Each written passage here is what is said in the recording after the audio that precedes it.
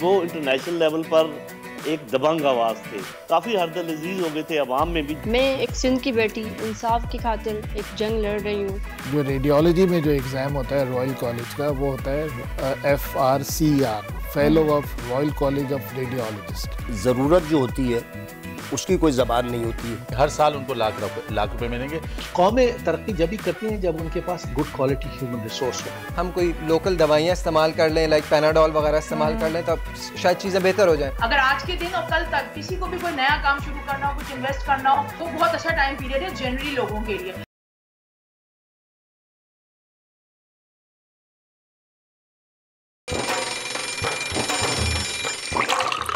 आजकल जिंदगी ही सुबह आउट ऑफ कंट्रोल है, दुनिया बोल है, मेरी दुनिया बोल है।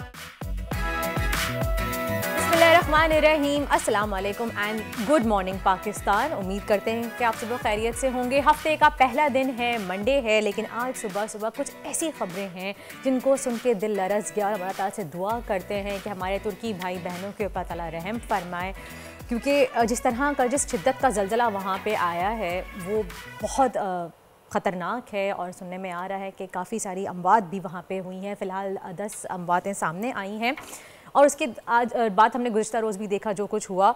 तो शो की शुरुआत में करना चाहूँगी, एक कहावत है कि सामान 100 बरस का पल की ख़बर नहीं। किसी अक्लमंद ने कहा था कि जिन मकानात में आज तुम रहते हो 100 साल बाद यहाँ कोई और बसेगा और उसे भी यही गुमान होगा कि वो हमेशा यहीं रहेगा, मगर फिर वो भी गुमनामी में चला जाएगा और ये सिलसिला यूं ही चलता रहेगा।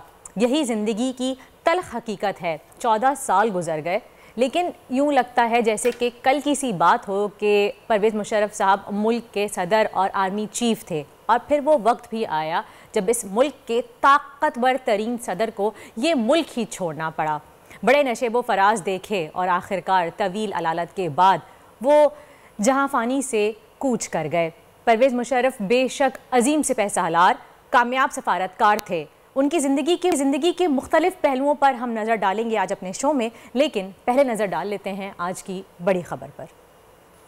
बेहतरीन सिपह सालार, ज़हीन सफारतकार, पाकिस्तान को सबसे मुश्किल हालात में लीड करने वाला किरदार साबिक सदर परवेज़ मुशर्रफ हम में नहीं रहे, लेकिन उनका नारा सबसे पहले पाकिस्तान हमेशा जिंदा रहेगा। अंधेर नगरी चौपट राज, वफाकी दारुल हुकूमत में दिन दहाड़े पार्क में खातून का रेप, मुल्जिमान अब तक कानून की गिरफ्त में ना आ सके। इस्लामाबाद में हो क्या रहा है आखिर? क्या कानून नाम की कोई चीज बाकी है? सिंध की बेटी फिर खतरे में, मुखालिफिन का मेहर शहर में ताकत का मुजाहिरा, उम्मे रबाब के ख़ानदान के कत्ल में मुलव्विस मुल्जिमान पुलिस सिक्योरिटी में शहर में घूम रहे हैं। उम्मे रबाब को सिक्योरिटी के नाम पर घर में ही बंद कर दिया गया है। चीफ जस्टिस से नोटिस की अपील है। और हाथ है या हथौड़ा? पाकिस्तानी बॉक्सर फरीद अहमद की फाइट देखने वाला हर शख्स यही सवाल कर रहा है। युगांडा के बॉक्सर को पहले ही राउंड में नॉकआउट करने वाले पाकिस्तानी माइक टाइसन आज हमारे मेहमान होंगे। टॉप स्टोरीज आपने जानी, फिलहाल नजर डाल लेते हैं आज के टॉप ट्रेंड्स पर। तो टॉप ट्रेंड की अगर हम बात करें तो तुर्की इस वक्त टॉप ट्रेंड में शामिल है। तुर्की में शदीद जलजले ने सब कुछ तहस नहस कर दिया है। इब्तिदाई तौर पर जलजले की शिद्दत 7.9 और गहराई 24.1 किलोमीटर बताई गई है। अफसोसनाक हादसे में 10 अफराद जाँ बहक हो चुके हैं, जबकि मुतअद्दिद जख्मी होने की इतलात आ रही हैं। तुर्किया मीडिया के मुताबिक रेस्क्यू ऑपरेशन जारी है और मलबे तले दबे सैकड़ों अफराद को निकालने के लिए बड़े पैमाने पर ऑपरेशन भी जारी है। और अब हमारी स्क्रीन पर आप देख भी सकते हैं ये मनाजिर, ये दिल दहला देने वाले दर्दनाक मनाजिर हैं जो हम अपनी स्क्रीन्स पर देख रहे हैं। और हमारी दुआ है कि अल्लाह ताला तुर्की के हमारे बहन भाइयों पे वहाँ पे रहम फरमाए। बहुत मुश्किल वक्त है, काफ़ी इमारतें ज़मीन बोस हो गई हैं। और एक वीडियो भी आपने देखी है जो काफ़ी सोशल मीडिया पर वायरल है, एक भाई की जिस तरह से वो परेशान है, रो रहे हैं और अपील कर रहे हैं मदद के लिए। वहाँ की रेस्क्यू टीम फ़ौरन हरकत में आ चुकी है और काफ़ी सारे लोगों को मलबे तले से निकालने का रेस्क्यू ऑपरेशन जारी है और कोशिश की जा रही है कि खैरियत के साथ लोगों को मलबे से निकाल लिया जाए। और 10 अमवात भी सामने आई हैं और मुतअद्दिद ज़ख्मी हैं, अभी भी उनको अस्पताल मुंतकिल किया जा चुका है। स्क्रीन पर आप मनाजिर देख रहे हैं कि तुर्की में किस तरह से रेस्क्यू ऑपरेशन जारी है। आगे बढ़ते हैं अगले टॉप ट्रेंड की जानिब। रेस्ट इन पीस लेजेंड, ये भी टॉप ट्रेंड है। ये इसलिए ट्रेंड कर रहा है कि साबिक सदर परवेज़ मुशर्रफ के इंतकाल पर पाकिस्तान की फ़िज़ा सोगवार है। अस्करी, सियासी, मजहबी और समाजी रहनुमाओं की जानिब से जनरल रिटायर्ड परवेज़ मुशर्रफ की वफ़ात पर इजहार ताज़ियत किया गया है, जबकि उनका जस्दे खाकी आज दुबई से पाकिस्तान लाया जाएगा। टॉप ट्रेंड में अब तक हज़ारों सारिफीन की जानिब से इन्हें खराज तहसीन पेश किया जा रहा है। आप देख सकते हैं स्क्रीन पे भी कि परवेज़ मुशर्रफ काफ़ी तवील अरसे थे अलील रहे दुबई में और ज़ेर इलाज थे वो दुबई के अस्पताल में, और कल दुनिया फ़ानी से वो कूच कर गए हैं। आगे बढ़ते हैं अगले टॉप ट्रेंड की जानिब। चाचा भी टॉप ट्रेंड में शामिल हैं। कौमी खिलाड़ी चाचा का बल्ले की भरमार और 6 गेंदों पर 6 छक्के मारकर शायकीन के दिल जीत लिए उन्होंने। कोयटा बुगडी स्टेडियम में PSL 8 की नुमाइशी मैच में वहाब रियाज के 1 ओवर में 36 रन बना लिए हैं और टॉप ट्रेंड में अब तक 13,000 से ज़ायद सारिफीन इस ट्रेंड पर ट्वीट कर चुके हैं। बलूचिस्तान में भी आपने देखा PSL 8 के नुमाइशी मैच भी जारी था और इस बारे में हम आगे चल के अपने में ज़रूर बात करेंगे, लेकिन फ़िलहाल बात कर लेते हैं। साबिक सदर जनरल रिटायर्ड परवेज़ मुशर्रफ दुनिया फ़ानी से रुखसत हो गए हैं। अब तक की इतला के मुताबिक उनकी तदफीन कराची में ही होगी और पाकिस्तान से रवाना होने वाला एक खुसूसी तैयारा मैयत लेकर आज दुबई से वतन पहुंचेगा। इम्कान ये है कि परवेज़ मुशर्रफ को कराची में उनके वालिद के पहलू में सुपुर्द खाक किया जाएगा। इस बारे में मज़ीद बात करने के लिए हमारे साथ मौजूद हैं लेफ्टिनेंट जनरल नईम खालिद लोधी साहब, दिफाई तज्जियाकार। उनको वेलकम कहेंगे अपने शो में। लोधी साहब अस्सलाम वालेकुम और बहुत बहुत शुक्रिया, आपने हमें अपना कीमती वक्त दिया। लोधी साहब ये बताइएगा कि साबिक सदर परवेज़ मुशर्रफ का निराला अंदाज था, एक दबंग अंदाज था उनका, बाकमाल गुफ्तगू करते थे और अपने दुश्मन भी के उनकी गुफ्तगू से लरज़ उठते थे। अक्सर अपने जवाबात से वो सामने वाले को लाजवाब कर देते थे और कहते ये भी हैं कि उन्होंने पाकिस्तान को बहुत ही मुश्किल दौर में लीड किया। तो उनका किरदार आपकी नज़र में कैसा रहा है उन मुश्किल हालात में? जी बहुत शुक्रिया। अगर मैं उनकी जो ज़िंदगी है उनको 2 हिस्सों में तकसीम करूं कि एक तो वो जो उन्होंने फ़ौज में गुजारी प्योरली, और एक जब वो पॉलिटिकल सीन पर आगे ओवरऑल पाकिस्तान को लीड किया। तो फ़ौज का ये था कि जब वो पास आउट हुए एज ए कैडेट, तो जो टॉप के कैडेट्स हैं उनमें पास आउट हुए। फिर उन्होंने SSG ज्वाइन की, जो कि आपको पता है स्पेशल सर्विसेज ग्रुप जो है वो मायानाज हिस्सा है पाकिस्तानी फ़ौज का। बहुत सख्त जान उनकी ट्रेनिंग होती है, बहुत सख्ती के उसमें से गुजरते हैं, लेकिन बहुत प्राइड के साथ वो सर्व करते हैं। वो जनरली फ़ौज के अंदर एक अच्छे कमांडर मशहूर थे जहाँ भी उन्होंने कमांड की, चाहे वो ब्रिगेड कमांडर थे या GOC थे या कोर कमांडर थे।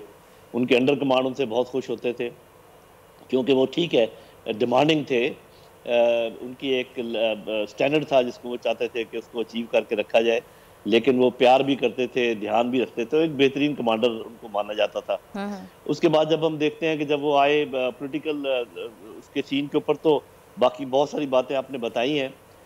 3 बातें जो मैं कहना चाहूँगा कि जो पॉलिटिक्स में वो एक और पूरे सीन में जो वो चेंजेस लेकर आए बड़ी, वैसे तो बेशुमार हैं, लेकिन अगर एक तो एम्पावरमेंट ऑफ वुमेन, जिस तरीके से उन्होंने सीटें बढ़ाई इसमें नेशनल असेंबली में, प्रोविंशियल असेंबली में, और ख्वातीन को 5% या 7% थी, उनको 25% तक लेकर आए। 33 बल्कि वो लाना चाह रहे थे, तो थोड़ा सा उसमें हुआ।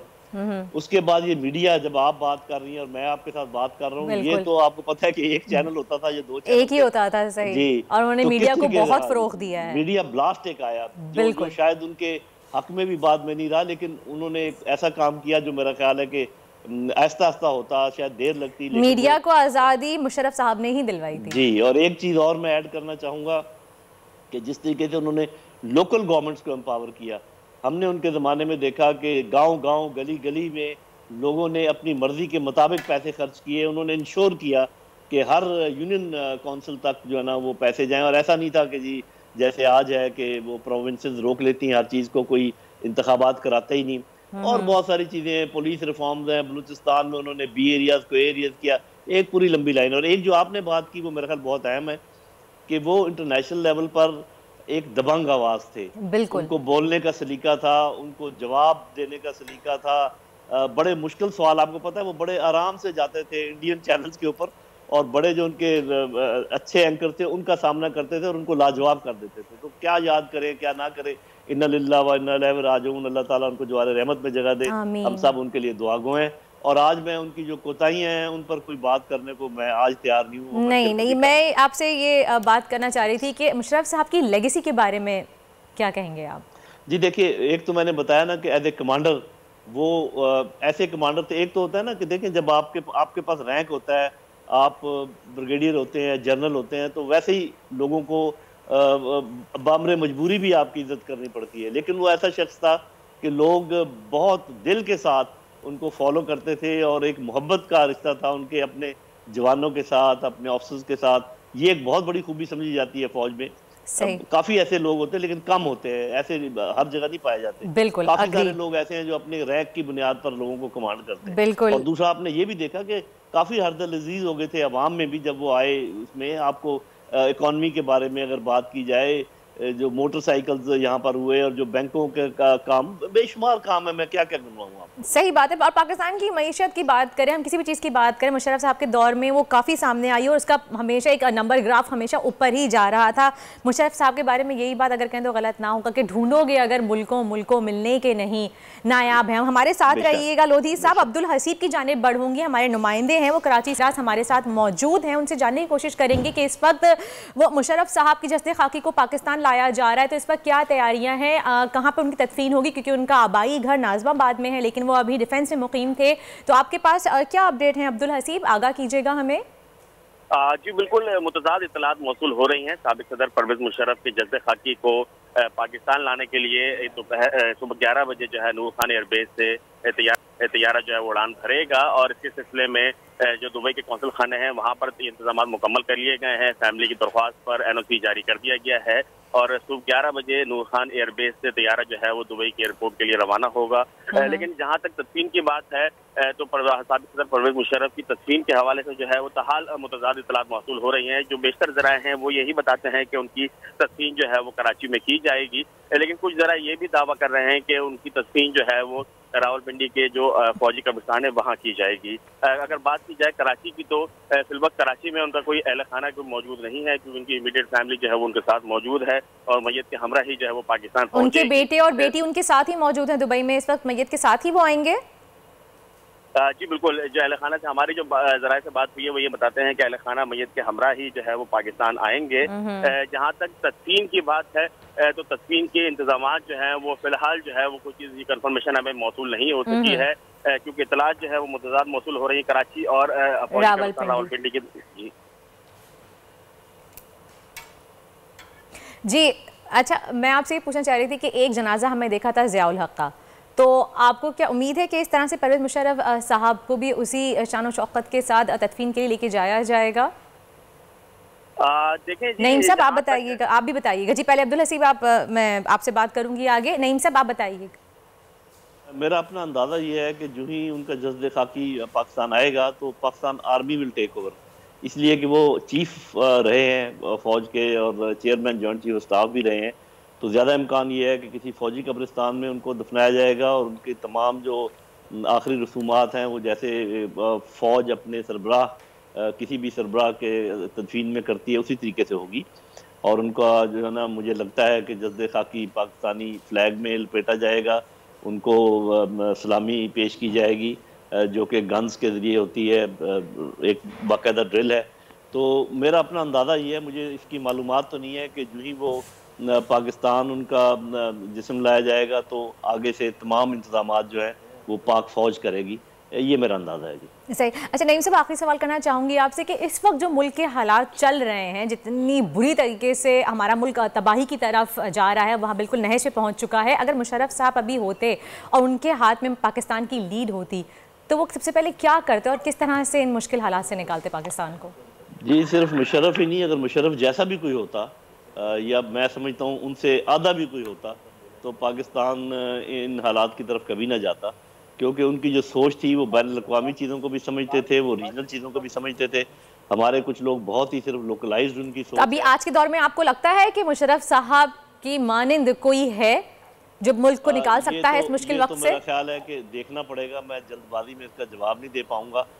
हम उम्मीद रखते हैं कि कोई हो, लेकिन कोई है या नहीं इस बारे में अभी मैं कुछ नहीं कह सकता। ये मुझे मालूम है कि इस वक्त जो आर्मी चीफ हैं बहुत प्रोफेशनल हैं, ज़रा धीमे अंदाज में काम करते हैं, ज़रा आहिस्ता आगे चलते हैं, लेकिन श्योर फुटेड हैं। और मुझे लग रहा है कि जो बहुत ज़्यादा इंतज़ार कर रही है कौम कि वो कोई ऐसा कदम उठाएं जिससे कि मुल्क इस मुसीबत से निकले, मेरा अंदाज़ा है कि ऐसा ही होने जाएगा इंशाअल्लाह। सही, बहुत बहुत शुक्रिया। लेफ्टिनेंट जनरल नईम खालिद हमारे साथ मौजूद है, बहुत बहुत शुक्रिया आपका, आपने अपना कीमती वक्त दिया। और अब्दुल हसीब आपका भी शुक्रिया, आपने कराची की सूरत हाल से कि इस वक्त मुशर्रफ साहब की तदफीन कहाँ पे होगी, मजीद हम आपसे आगे इन्फॉर्मेशन लेते रहेंगे। फिलहाल आगे बढ़ते हैं और बात करते हैं मुल्क के कैपिटल दारुल हुकूमत इस्लामाबाद की। इस्लामाबाद सेफ सिटी के नाम पर मजाक बन के रह गया है। F9 पार्क में वहशी दरिंदे बिनते हव्वा की इज्जत तार तार करते रहे। लड़की 2 दिन बाद रिपोर्ट कराने थाने पहुंच गई और इब्तदाई रिपोर्ट में ज्यादती की तस्दीक भी हो गई है। लड़की के मुताबिक पार्क में दोस्त के साथ वो घूमने के लिए गई थी, जहां 2 मुसल्लह मुल्जिमान ने असले के जोर पर उनको ज्यादती का निशाना बनाया। हमारे नुमाइंदे एहतिशाम अली हमारे साथ मौजूद हैं, उनसे अपडेट लेंगे इस मजीद सूरत हाल पर। जी एहतिशाम, बताइएगा अभी फिलहाल क्या अपडेट है? सिर्फ एक स्केच के अलावा पुलिस ने क्या किया है इस केस में? जी बिल्कुल, इस वक्त मैं F9 पार्क में मौजूद हूँ। ये वो जगह है जहाँ पर लोग आते हैं और ये वॉकिंग ट्रैक्स हैं। इस पे एक लड़की अपने दोस्त के साथ आई।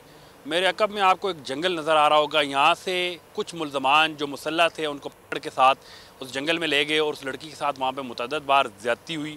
उसके बाद उस लड़की ने 15 पे पुलिस आई, उनको ले गई। ये जुमरात के दिन का वाक़या है। उसके बाद तक आज तक जो है मुल्ज़मान गिरफ्तार नहीं हो सके। इस इस्लामाबाद शहर में सेफ सिटी जो प्रोजेक्ट एहतिशाम जरा इसकी मंजरकशी करेंगे कि आप अभी वहीं मौजूद हैं जाए वकूफ़ पे, तो ये कितनी दूर है कि वहाँ पे कोई सीसीटीवी कैमरास नहीं? कि F9 पार्क एक बहुत बड़ा पार्क है और सुनने में ये भी आया है कि F9 पार्क के करीब ही अकब में वहाँ पे एक पुलिस स्टेशन भी मौजूद है। तो कैसे कोई किसी को इतला नहीं हो सकी, किसी ने देखा नहीं, कोई पूछगछ नहीं, किसी को पता ही नहीं चला कि अंदर एक वारदात हो रही है, ज्यादती हो रही है एक बिनते हव्वा के साथ? आप जरा दिखाएंगे प्लीज व्यूअर्स को। जी बिल्कुल, मैं कैमरामैन अनिल आपको दिखाएंगे। ये वो जगह है, ये वॉकिंग ट्रैक्स हैं, ये अनिल आपको दिखा रहे हैं। और ये आपको कैमरे में नज़र आ रहा होगा सामने जो दरख्त है, ये इससे उस तरफ जो है जंगल है, ये जंगल के एरिया है। और F9 पार्क का मैं आपको बताता चलूँ तो ये एक पूरा सेक्टर है। एक सेक्टर के अंदर ये पार्क को बनाया गया है। और ये जो पार्क है इसके तकरीबन 1 किलोमीटर दूर पे थाना मारगला है। और सामने जो एरिया सारा डिफेंस का एरिया है, एयरफोर्स आपके जो है नेवल का एरिया है। GHQ नया जो है यहाँ पर शिफ्ट हुआ है, तो सारा तैयार हो गया तकरीबन। तो ये जो एरिया है बड़ा सिक्योर एरिया है। यहाँ पर सैकड़ों कैमरे हैं। उसके बावजूद जो सबसे यहाँ पर अहम पॉइंट है, जुमरात से ये वाक़या हुआ, अभी तक मुल्ज़मान गिरफ्तार नहीं हो सके। पुलिस खाके तैयार करवा रही है।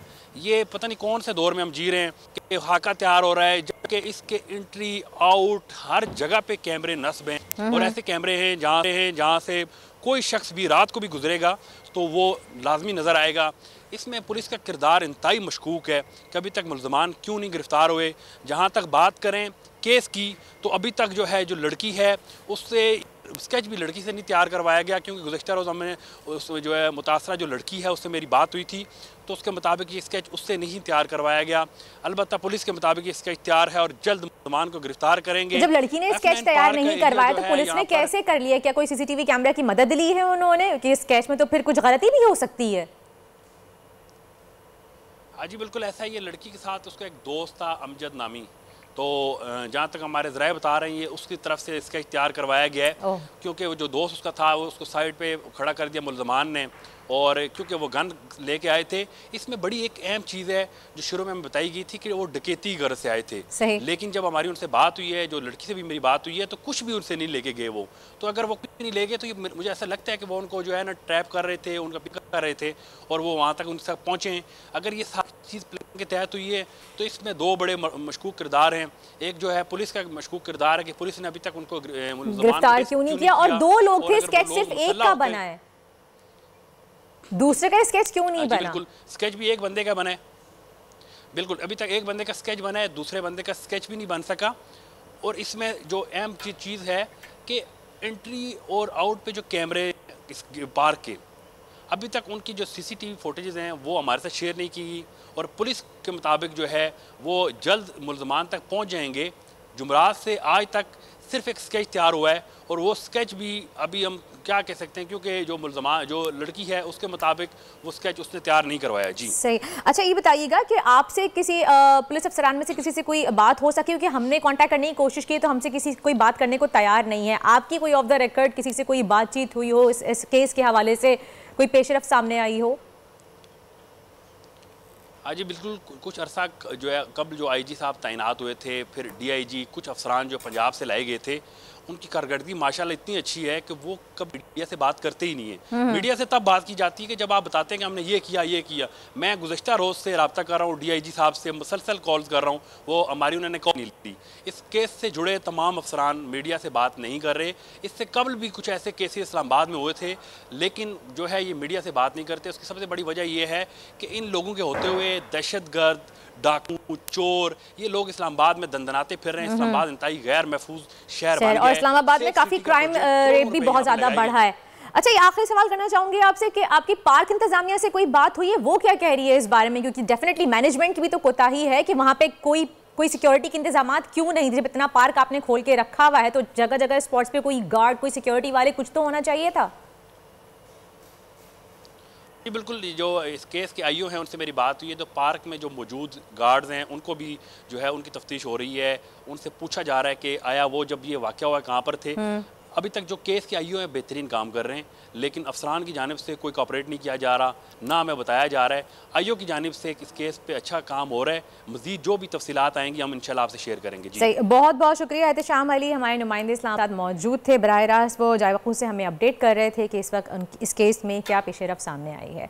आगे बढ़ते हैं और बात करते हैं कुछ खुशबुओं की कि फ्रेगरेंसेस, परफ्यूम सबको बहुत ज़्यादा पसंद है, और खुशबू के हवाले से पूरी दुनिया में अपना एक मुनफरिद नाम और पहचान रखने वाला मुल्क फ्रांस है, जिसके शहर ग्रास की खुशबुओं का दारुल हुकूमत उसको कहा जाता है, ग्रास को, और वहाँ की खुशबुएं बहुत ज़्यादा मशहूर हैं।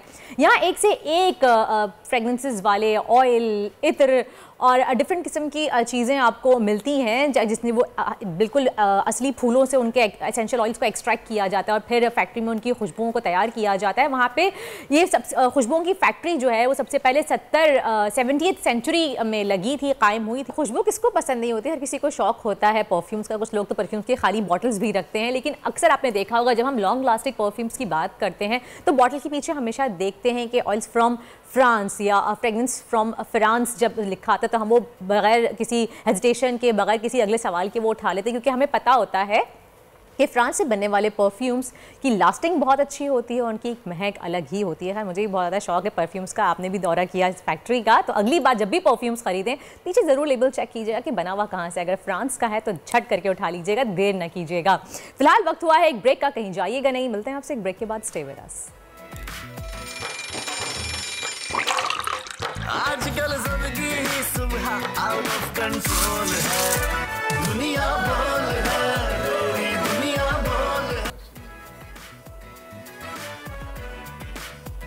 Welcome back after the break. आप देख रहे हैं दुनिया बोल है। आज से 5 साल पहले 17 जनवरी 2018 को दादू के इलाके मेहड़ में एक ही खानदान के 3 अफराद को कत्ल कर दिया गया था। वालिद, दादा और चचा के कत्ल पर इंसाफ की तलाश में ज़िंदगी गुजारती सिंध धरती की बेटी उम्मे रबाब निज़ाम अदल में ताख़ीरी हरबों से परेशान थी। अब नया मसला ये आ गया है कि केस में शामिल मुल्जिम जो रुकने असम्बली भी हैं, अचानक दादू शहर में दाखिल होते हैं और खौफ व हिरास फैलाने की कोशिश कर रहे हैं। उम्मे रबाब की ज़िंदगी को न सिर्फ ख़तरा है बल्कि उम्मे रबाब इस केस में इंसाफ के लिए मुसलसल ताख़ीरी हरबों का शिकार है। उम्मे रबाब हमारे साथ मौजूद है, उनको वेलकम कहेंगे। अस्सलाम वालेकुम उम्मे रबाब, बहुत बहुत शुक्रिया। ये बताइएगा उम्मे रबाब कि आपके मुखालिफिन ने फिर से मुख्तलिफ तरीक़ों से आपको धमकाने का सिलसिला शुरू कर दिया है और आपके केस में नामजद को अपनी MPA भी कहा गया है कि वो अपने शहर में वापस लौटकर आपको दोबारा से धमकियां दे रहे हैं और गवाहों को भी डरा धमका रहे हैं। क्या कहेंगी आप? देखें, आज से 5 साल कबल मेरे वालिद, मेरे दादा और मेरे चचा का बेदर्दी से कत्ल हुआ। मैं एक सिंध की बेटी इंसाफ की खातिर एक जंग लड़ रही हूँ और मैं अपने मुल्क में अपने बड़ों के कत्ल के लिए मैं एक इंसाफ चाहती हूँ। मैं कोई और डिमांड नहीं कर रही। आज आप देखें मेरे शहर में, मेरे होम टाउन में जो कातिल MPA बुरहान चांडियो, उसकी अदालत से 2 मरतबा ज़मानत भी रद्द हो चुकी है। उन पे फ़र्द जुर्म आए थे ट्रिपल मर्डर केस में। वो लोग आज आए हुए एक रैली की सूरत में और अपने साथ अपने पर्सनल गार्ड्स भी लेके आए, हथियारबंद लेके आए जो कि पूरे शहर में एक दहशत फैलाने में लगे हुए हैं। और वो क्लिप्स भी आएंगी, आपको मैं भेज भी दूंगी, आप सब देखें। कि अफसोस की बात है, मेरा सवाल है अपने मुल्क के हर एक इदारे से कि क्या ये वाकई में कानून से इतने बालातर है। आज उन्होंने जो दहशत फैलाई हुई है, इन्होंने बार बार कोशिश की है कि मेरी आवाज़ बंद हो। ये चाहते हैं कि कोई भी जागीरदाराना निज़ाम के खिलाफ खड़ा ना हो। मेरे वालिद ने अलम बगावत बुलंद किया था, उनके साथ इतना बड़ा सान्या हुआ, उनके साथ उनकी ज़िंदगी से उनको हाथ उठाना पड़ा। और मेरे दादा, मेरे चचा भी एक ही दिन पे इतना बड़ा वाक़या हो गया।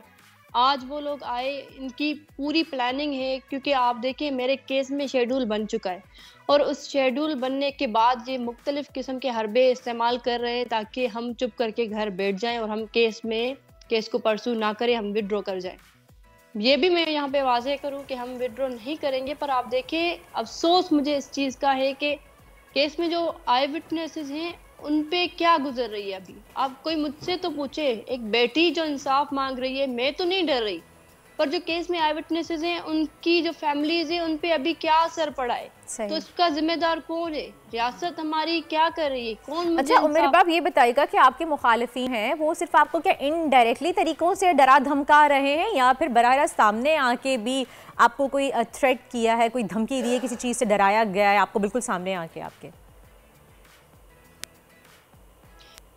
देखिए मुख्तलिफ़ किस्म के हरबे इन्होंने इस्तेमाल किए और पहले तो इन्होंने कॉम्प्रोमाइज़ की कोशिश की। उसके बाद ये एक SSP थे कमर रजा जिस्कानी साहब, ये तो हर SSP पे इतना ही प्रेशर होता है, पर वो पब्लिकली अनाउंसमेंट करके गए थे कि मुझ पे सिंध गवर्नमेंट का प्रेशर है कि मैं उम्र बाब और उसकी फैमिली पे झूठे मुकदमा दर्ज करूं। वो वीडियो क्लिप मेरे पास मौजूद है एज एविडेंस, वो भी आप देख सकते हैं। पूरा पाकिस्तान देख सकता है, पूरी दुनिया देख सकती है कि एक SSP जो खुद ये एडमिट कर रहा है कि सिंध गवर्नमेंट का मुझ पे प्रेशर है कि उमर बाब और उसकी फैमिली पे मैं झूठे मुकदमा दर्ज करूं। तो गवर्नमेंट किसकी है? ये MPs किस पार्टी के हैं? पूरी इनकी पार्टी उनको सपोर्ट करने में लगी है। और यहाँ पे मैं सिर्फ एक अकेली निहत्ती बेटी जो इनके खिलाफ खड़ी है। आज ये रैली इन्होंने निकाली और उसमें क्लियरली इनके स्लोगन्स यही होते हैं कि कान खोल के सुन लें, हम यहाँ पे आकर रहेंगे, हम ये कर देंगे, हम वो कर देंगे।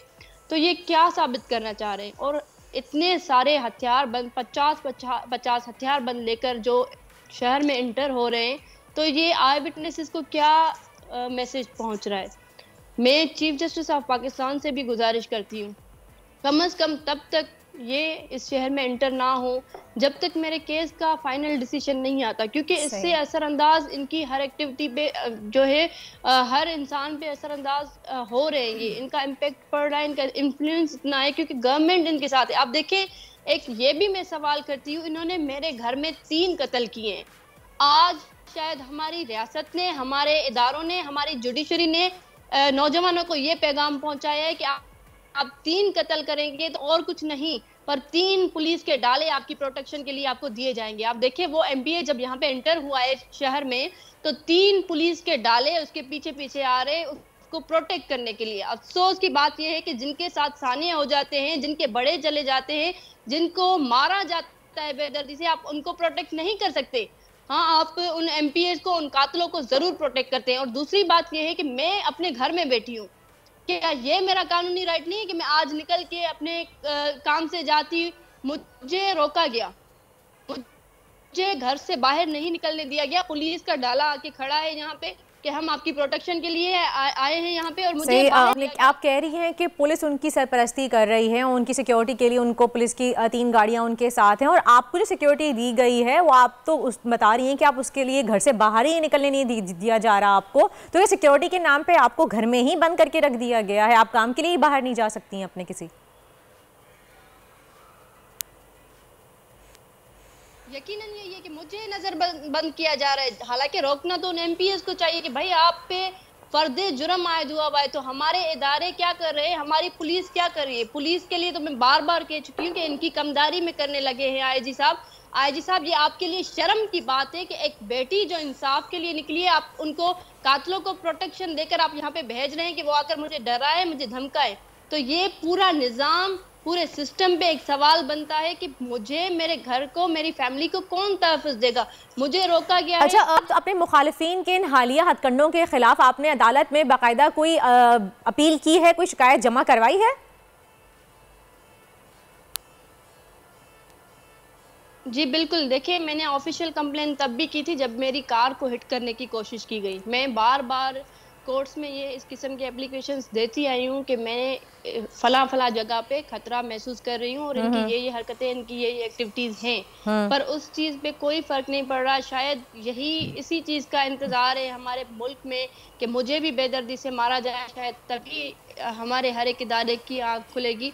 और देखें कि मैं ये जो मेहर सिटी में आ रहे थे उसके लिए भी मैं एप्लीकेशन कल सबमिट कर चुकी हूँ। एसएसपी दादू को मैंने दी है कि इनको रोका जाए, क्योंकि जब तक केस चल रहा है तब तक खुदा न खास्ता कोई ना कोई एक ऐसा वाक़या होगा। ये आ रहे हैं मेरे शहर मेहर में, अब ये तो हर रोज़ आते रहेंगे, तो क्या हर रोज़ ये मुझे हर इदारा, हमारे मुल्क के जो इदारे हैं वो मुझे घर में नजर बंद कर। अच्छा, यहाँ पे मुझे क्लियर कीजिएगा प्लीज कि आपके मुखालिफिन पहले शहर से भाग गए थे बकौल आपकी, तो फिर क्या अब तक किसी अदालती हुक्म की वजह से ये शहर में वापस नहीं आ रहे थे और अचानक से इनकी वापसी कैसे हो गई है? बिल्कुल ऐसे ही है, पहले इनको डर था सुप्रीम कोर्ट का, क्योंकि ऑनरेबल सुप्रीम कोर्ट ने आईजी साहब को बुलाया था और यही डायरेक्शंस थे कि हमें प्रोटेक्ट किया जाए, और उनको डायरेक्शंस थे कि इस पूरे वाक़े पे आप नज़रसानी करें। अब आईजी साहब चेंज हुए हैं तो उसके बाद इनकी ज़ाहिर जहनियत भी चेंज हुई है, क्योंकि हर किस्म के आईजी साहब यहाँ पे भी आ रहे हैं ना। हमारी बदकिस्मती से यही हमारी किस्मत है कि हम पे जो ऐसे ऑफिसर्स हमारे ऊपर या ऐसे ये नुमाइंदे मुसल्लत हुए हुए हैं, ऐसे हुक्मरान मुसल्लत हुए हुए हैं जो आपस में सारे मिले हुए हैं। और हम अवाम, आज देखे मेहर की अवाम को शदीद गमो गुस्सा है इस बात पे कि हमारा जो मुल्क का जो निज़ाम है वो कब तक इन बदमाशों को प्रोटेक्ट करेगा। मैं सिर्फ एक ही चीज़ मांग रही हूँ कि मुझे इंसाफ दे, और अभी मेरी जान पे भी बात आ चुकी है। आप देखिए ये पहले नहीं आ रहे थे मेहर शहर में, अब इनका आना ही बता रहा है, क्योंकि पहले ये डर रहे थे कि सुप्रीम कोर्ट इस मामले पे नज़रसानी कर रही है, पर इनका डर अब खत्म हो चुका है। अब ये मैसेज यही दे रहे हैं कि आप लोग निकलें सरेआम और आप कत्ल करें और आप नारे मारते फिरें, आप दहशतगर्दी फैलाते फिरें। सही, मेरी बातें सुन के तो ऐसा लग रहा है कि आईजी सिंध की तब्दीली के बाद इन लोगों को शय मिल गई है और आपके मुताबिक नए आईजी साहब भी इनको सपोर्ट ही कर रहे हैं, ऐसा ही है? देखिए आप जिन पे फर्दे जुर्म आयद हुआ है ट्रिपल मर्डर केस में, उनको पुलिस के डाले प्रोटेक्शन के लिए मिले हुए हैं, तो इससे वाज़े एक मैसेज जा रहा है। ज़ाहिर हमें तो यही मैसेज मिल रहा है कि इनको पुलिस प्रोटेक्ट कर रही है, और पुलिस की हमेशा से कोशिश रही है हमारे साथ कोई भी वाक़या हो उसकी कोई एफआईआर नहीं दी जाती।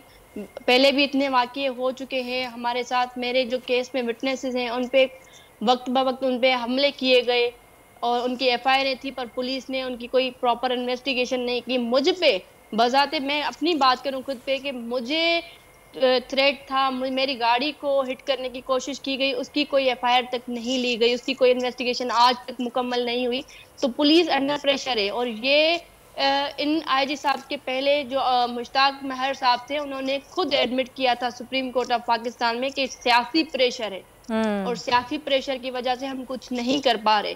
तो मैं सवाल करती हूँ कि फिर अगर पुलिस डिपार्टमेंट भी कुछ नहीं कर पा रही, जुडिशरी को ये अपने पैरों की खाक समझते हैं, तो फिर कौन मुझे इंसाफ देगा? मैं तो उम्मीद रखती हूँ अदलिया पे कि मुझे अदालतें इंसाफ देंगी, पर ये तो कोर्ट्स के ऑर्डर्स को भी मानने के लिए तैयार नहीं है।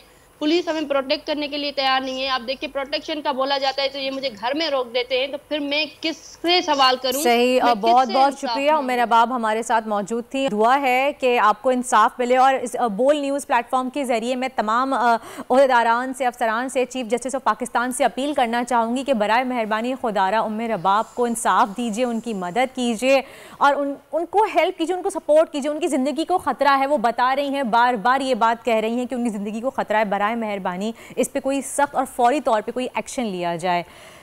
बस यही अपील करना चाहूँगी मैं आपसे। और आगे बढ़ते हैं अब हमारे शो की जाने। अब थोड़ी सी बात कर लेते हैं कुछ मेडिकल साइंस के डिपार्टमेंट की, जिसे हम कहते हैं रेडियोलॉजी। और रेडियोलॉजी साइंस का एक ऐसा डिपार्टमेंट है मेडिकल साइंस का जिससे हम कोई भी बीमारी हो उसकी डायग्नोसिस कर लेते हैं, चाहे वो एक्सरे हो, फिर MRI हो, या फिर वो CT स्कैन हो, वो अल्ट्रासाउंड हो, कुछ भी हो। ये तमाम वो मशीनरीज हैं जिनके ज़रिए कोई भी आपकी बीमारी हो सबसे पहले उसको हम डायग्नोस करने के लिए तमाम चीज़ों का सहारा लेते हैं। लेकिन बहुत अफसोस के साथ, बदकिस्मती से पाकिस्तान में इस डिपार्टमेंट में स्पेशलाइजेशन कराने का कोई इदारा मौजूद नहीं था और रेडियोलॉजी में स्पेशलाइजेशन के लिए डॉक्टर्स को बरतानिया जाना पड़ता था, जो खासा महंगा पड़ता था उन लोगों को। और इस वजह से साल में 10 या 15 डॉक्टर्स ही स्पेशलाइजेशन ले सकते थे रेडियोलॉजी डिपार्टमेंट के इम्तिहानात में और इम्तिहानात कंडक्ट कर पाते थे। लेकिन अब तब्दीली आ नहीं रही है, बल्कि तब्दीली आ चुकी है और पाकिस्तान की तारीख में पहली बार ये इम्तिहानात पाकिस्तान में होने जा रहे हैं, यानी कि पाकिस्तान में इम्तिहान हो रहा है।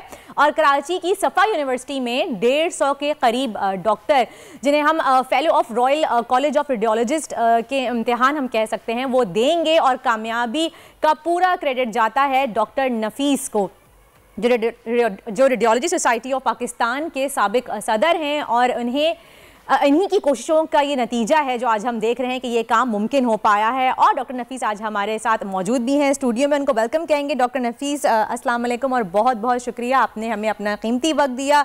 ये साबिक प्रेसिडेंट हैं रेडियोलॉजी सोसाइटी ऑफ पाकिस्तान के, कराची जिमखाना के एक्स मेंबर भी हैं, मैनेजिंग कमेटी के, और लाइब्रेरी के इंतजाम को भी देखते हैं। और बहुत बहुत शुक्रिया सर आपका, आपने हमें अपना वक्त दिया। जी वालेकुम अस्सलाम। अस्सलाम वालेकुम नाज़रीन। पहले तो मैं आपको दुरुस्त कर दूँ, पाकिस्तान में जिस तरह और मुख्तलिफ़ सब्जेक्ट्स हैं उसी तरह रेडियोलॉजी के पोस्ट ग्रेजुएशन बहुत होती है। इसके लिए सबसे बड़ा इदारा college of physician and surgeon Pakistan है, जहाँ पे FCPS का एग्ज़ाम होता है, जो कि दुनिया के किसी भी जो पोस्ट ग्रेजुएशन है उस इम्तहान के इक्वलेंट है। इसी तरह यूनिवर्सिटी में एग्ज़ाम होता है, MD होता है, DMRD होता है, कॉलेज ऑफ फिजिशियन का एक और एग्ज़ाम होता है, MCPS होता है। तो ऐसा नहीं है कि पाकिस्तान में रेडियोलॉजी की पोस्ट ग्रेजुएशन के लिए कोई एग्ज़ाम पहले अवेलेबल नहीं था। तो फिर ये अब बात क्यों कही जा रही है? लेकिन जो रॉयल कॉलेज ऑफ रेडियोलॉजिस्ट, जिस तरह आपने आम इस्तिलाह में देखा होगा कि FRCS या MRCP, आप किसी फिजिशियन के पास जाते हैं, किसी सर्जन के पास जाते हैं, तो इस तरह जो रेडियोलॉजी में जो एग्ज़ाम होता है रॉयल कॉलेज का, वो होता है FRCR, fellow of royal college of radiologist.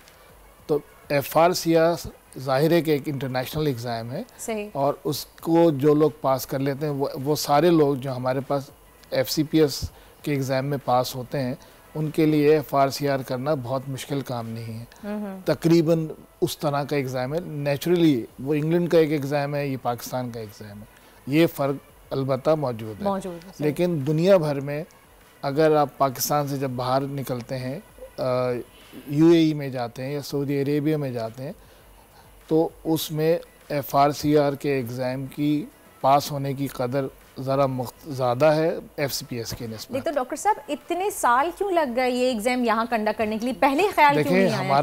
हमारा मुल्क जो पाकिस्तान है हमारे लिए बहुत प्यारा है, बहुत खूबसूरत मुल्क है, मगर ये किसी की कोशिश करने की बात होती है। किसी का, जब मैं प्रेसिडेंट बना 2022 में, तो मैं इस बात पे बिलीव करता हूँ कि इतना बड़ा ख्वाब देखा जाए जो आपको सोने ना दे। सही। हालांकि ख्वाब और नींद, यानी नींद के साथ ही ख्वाब नज़र आता है, मगर वो ख्वाब देखे जाए जो आपको एक्चुअली सोने ना दें, और जो ज़िंदगी का ख्वाब। और जॉन मैक्सवेल एक अमेरिकन राइटर हैं, उन्होंने 75 किताबें या इससे भी ज़्यादा लिखी हैं, जिनकी 6-7 करोड़ किताबें दुनिया में बिक चुकी हैं। उनका कहना है कि there is law of attraction, और लॉ ऑफ अट्रैक्शन ये होता है कि जब आप बहुत बड़ा ख्वाब देखते हैं तो वो जो ख्वाब है वो आपको अपनी तरफ अट्रैक्ट करता है, लेकिन आपकी सिंसियरिटी या नीयत जो है ना वो उस तरफ बहुत पक्की होनी चाहिए, मेहनत बहुत पक्की होनी चाहिए। अगर आप उतनी मेहनत नहीं कर सकते और आपकी नीयत में सच्चाई नहीं है तो आप उस ख्वाब को हासिल नहीं कर सकते। लेकिन अगर ये सोचा जाए कि ये काम कैसे होगा तो फिर वो ख्वाब की बात ही नहीं हुई। ख्वाब तो होता ही वो है कि जो आपके जहन में ऐसी कैफियत पैदा कर दे कि वो आपको सोने ना दे और आप मेहनत करते जाएं और वो ख्वाब को हासिल करने की कोशिश करें। बिल्कुल, बहुत खूब तो बात कही। FRCR जो एग्ज़ाम है, fellow of royal college of radiologist, ये इसके लिए हमने ख्वाब देखा था कि ये एग्ज़ाम, क्योंकि पिछले दिनों बहुत हमारे मसाइल ये तो बहुत थे कि आमतौर पे ये जो एग्ज़ाम है वो 30 to 40 ईयर्स के जो लोग हैं, या उम्र की तो कोई कैद नहीं है, लेकिन जो लोग शुरू में FCPS करते हैं उनका ही दिल करता है कि वह FRCR भी करें, और उस वक्त उनके लिए ज़रूर शुरू के जो वक्त में प्रोफेशन में इतने पैसे नहीं होते, 8-10 लाख रुपए इंग्लैंड जाने के लिए कि वो वहाँ रहें 8-10 दिन और एग्ज़ाम भी दें। लेकिन उसके अलावा यानी जिनके पास पैसे भी हैं उनको वीज़े के बड़े मसाइल होते हैं ब्रिटिश वीज़ा हासिल करने के लिए, तो नेचुरली एक्सपेंसिव भी बहुत पड़ता होगा कि आप यहाँ से वीज़ा लें, जाएं, टिकट लें, फिर वहाँ पे एनरोल करें और फिर एग्जाम दें। जी एक्सपेंसिव पढ़ना एक अलग बात है, लेकिन जिसके पास वो सब। डॉक्टर साहब, हमारे यहाँ बहुत सारी मिथ्स हैं, या क्या कहा भी जाता है कि आप बार बार MRI CT स्कैन कराएं तो ये आपके लिए बहुत ज़्यादा नुकसानदेह होती हैं, आप नहीं करवाना चाहिए। आप लोग एक्सरे को प्रेफर करते हैं या अल्ट्रासाउंड को प्रेफर करते हैं, लेकिन CT स्कैन और MRI की तरफ नहीं जाते। तो क्या वाकई ये इतनी ज़्यादा हार्मफुल है इनकी रेस? देखिए जी, कोई भी इन्वेस्टिगेशन, चाहे वो ब्लड का टेस्ट हो या इन्वेस्टिगेशन, एक्सरे हो, अल्ट्रासाउंड हो, ये जो भी हो, उसके लिए अपनी मर्ज़ी के बजाय कोशिश करें कि जो डॉक्टर जिनसे वो इलाज करा रहे हैं उनसे वो अगर एडवाइस करते हैं, एक्सरे का एडवाइस करते हैं तो एक्सरे करा लें, अल्ट्रासाउंड का एडवाइस करते हैं तो अल्ट्रासाउंड करा लें, MRI का कहते हैं या CT का कहते हैं तो वो ज़रूर करा लें। लेकिन अपनी तरफ से जो कोशिशें, अपनी मर्ज़ी से अगर आपने कोई इन्वेस्टिगेशन कराई तो ये ज़रूरी नहीं है कि उससे उस तशख़ीस में कोई फ़ायदा हो। बाज़ दफ़ा हमारे यहाँ एक ऐसा वो 1% ग्रुप भी मौजूद है जिनके पास बहुत पैसे हैं, बहुत ज़्यादा पैसे हैं। और एक मैं अपना बहुत पुराना वाक़या सुनाना चाहूँगा, 15-18 साल पुरानी बात है कि शाम की एक ड्यूटी में मैं था तो मुझे रिसेप्शन से पता चला कि एक साहब हैं जिनके पास MRI की रिपोर्ट है और वो आज हुआ होगा, कल हुआ होगा उनका, और MRI की रिपोर्ट आपसे डिस्कस करना चाहते हैं। तो जब मैं उनसे मिला तो उन्होंने मेज़ पे अपनी गाड़ी की चाबी रखी, तो आपको पता है मर्सिडीज़ गाड़ी की चाबी ज़रा बड़ी डिफरेंट किस्म की होती। तो बैठ गए, उन्होंने कहा कि जी डॉक्टर साहब रिपोर्ट में क्या है? मैंने कहा नॉर्मल है। तो कहने लगे मगर मेरे तो पेट में बहुत दर्द है। तो मैंने कहा होगा दर्द, लेकिन उसके लिए आप किसी डॉक्टर को दिखाया था आपने? नहीं डॉक्टर को क्या दिखाना, बस मैंने सोचा कि इससे ये MRI सबसे महंगा टेस्ट है, इससे ठीक हो जाए, पता चल जाएगा क्या बीमारी अंदर। तो मैंने कहा नहीं, आपको क्लिनिशियन को दिखाना चाहिए था, और फ़र्ज़ करें ख़ुद भी सोचा होगा आपने तो अल्ट्रासाउंड करा लेते। तो अल्ट्रासाउंड कितने रुपए का होता है? यानी उन्होंने कंपेयर किया उसकी प्राइस MRI, और तो वो उससे 1/5 भी नहीं था। तो कहने लगे जब इतने महंगे टेस्ट में बीमारी का पता नहीं चल रहा तो इतने सस्ते टेस्ट में कैसे पता चल जाएगा? उनको लगा कि महंगी चीज़ है, बीमारी पता चल जाएगी उससे। तो मैंने उनसे कहा जहाँ मैं काम करता हूँ वो ताज कॉम्प्लेक्स से पीछे एडवांस रेडियोलॉजी क्लिनिक है, ARC, तो हमारे करीब ही इलेक्ट्रॉनिक मार्केट है। तो मैंने कहा इनको मैं समझाने के लिए, मैंने कहा कि ऐसा है कि अगर मैं आपसे कहूँ इलेक्ट्रॉनिक मार्केट से एक फ्रिज लेते हुए अपने घर चले जाएं तो आपकी गाड़ी तो, यानी उस वक्त की बात कर रहा हूँ, कि आपकी गाड़ी तो 50 लाख रुपए की होगी। कहने लगी जी। तो मैंने कहा वो फ्रिज ले जाने के लिए आपको 50 लाख रुपए की गाड़ी नहीं चाहिए, वो 4 लाख रुपए की सुजुकी पिकअप चाहिए जिसमें आप वो फ्रिज ले जा सकते हैं। तो उनको बात तो फ़ौरन समझ में आ गई और उन्होंने झिल्ला के अपनी चाबी उठाई, रिपोर्ट उठाई और ऐसे चले गए बगैर कुछ गुस्से में, ताकि मैंने उनको सिर्फ ये बताने की कोशिश की थी कि कोई भी इन्वेस्टिगेशन कराने से पहले डॉक्टर के मशवरे को ज़रूर सामने और अपनी इस ख्वाहिश को कि ये फलानी इन्वेस्टिगेशन से मुझे फ़ायदा हो जाएगा या ये नुकसान खुद से सेल्फ मेडिकेशन की तरफ या सेल्फ टेस्ट की तरफ नहीं जाएं। बहुत बहुत शुक्रिया डॉक्टर नफीस साहब हमारे साथ मौजूद है, थैंक यू सो मच। ये हम लोग बार बार अपने शोज में ही बताते हैं कि बराए मेहरबानी खुदारा सेल्फ मेडिकेशन पे या खुद से डिसीजन ना लें कि कौन सा टेस्ट आपके लिए सही है, डॉक्टर से ज़रूर रुजू कीजिए। डॉक्टर नफीस वंस अगेन बहुत बहुत शुक्रिया आपका। एक साथ ही ब्रेक का वक्त हुआ है, बढ़ते हैं ब्रेक की जानिब। See you after a short break. आजकल जिंदगी ही सुबह आउट ऑफ कंट्रोल है, दुनिया बोल है, तेरी दुनिया बोल है। Welcome back after the break. आप देख रहे हैं दुनिया बोल है और अब कुछ पढ़ाई का जिक्र कर लेते हैं। एनईडी इंजीनियरिंग यूनिवर्सिटी कराची की पहचान है। इस यूनिवर्सिटी ने बेशुमार इंजीनियर्स कौम को दिए हैं और जाने कितने इंजीनियर्स बैरून मुल्क जाके वो सेटल हो चुके हैं, बड़े बड़े काम कर रहे हैं। और एनईडी इंटरनेशनल एलुमनाई नेटवर्क ने एक अजीम कारनामा अंजाम दिया है। अगर आपको बताते चलें, यहाँ पे थोड़ी सी याद दिलाऊं मैं आपको, 6 महीने पहले हमारे शो पे आफ्ताब रिजवी साहब आए थे और उन्होंने एक अनाउंसमेंट की थी कि वो माजी स्कॉलरशिप स्टार्ट करने वाले हैं आज से 6 महीने पहले। और यही वो कारनामा है कि 500 मिलियन रुपए का एक जो स्कॉलरशिप है वो फंड कायम किया गया है जो एनईडी के मुस्तहिक तलबा की तालीम पर खर्च किया जाएगा। और माजी स्कॉलरशिप, और ये एक बहुत बड़ी खबर है आपको जो हम दे रहे हैं। हमेशा कोई ना कोई अफसोस की खबर या तालीम के हवाले से कोई ना कोई बुरी खबर ही देते हैं, लेकिन ये एक अच्छी खबर है जो आपके साथ शेयर कर रहे हैं। और इसने एक बहुत ही लोगों को हेल्प मिलेगी, जो लोग नहीं पढ़ सकते, जो अफोर्ड नहीं कर सकते पढ़ाई, माजी स्कॉलरशिप के ज़रिए वो अपनी पढ़ाई मुकम्मल कर सकते हैं एनईडी में और एनईडी के इंजीनियर्स बन सकते हैं।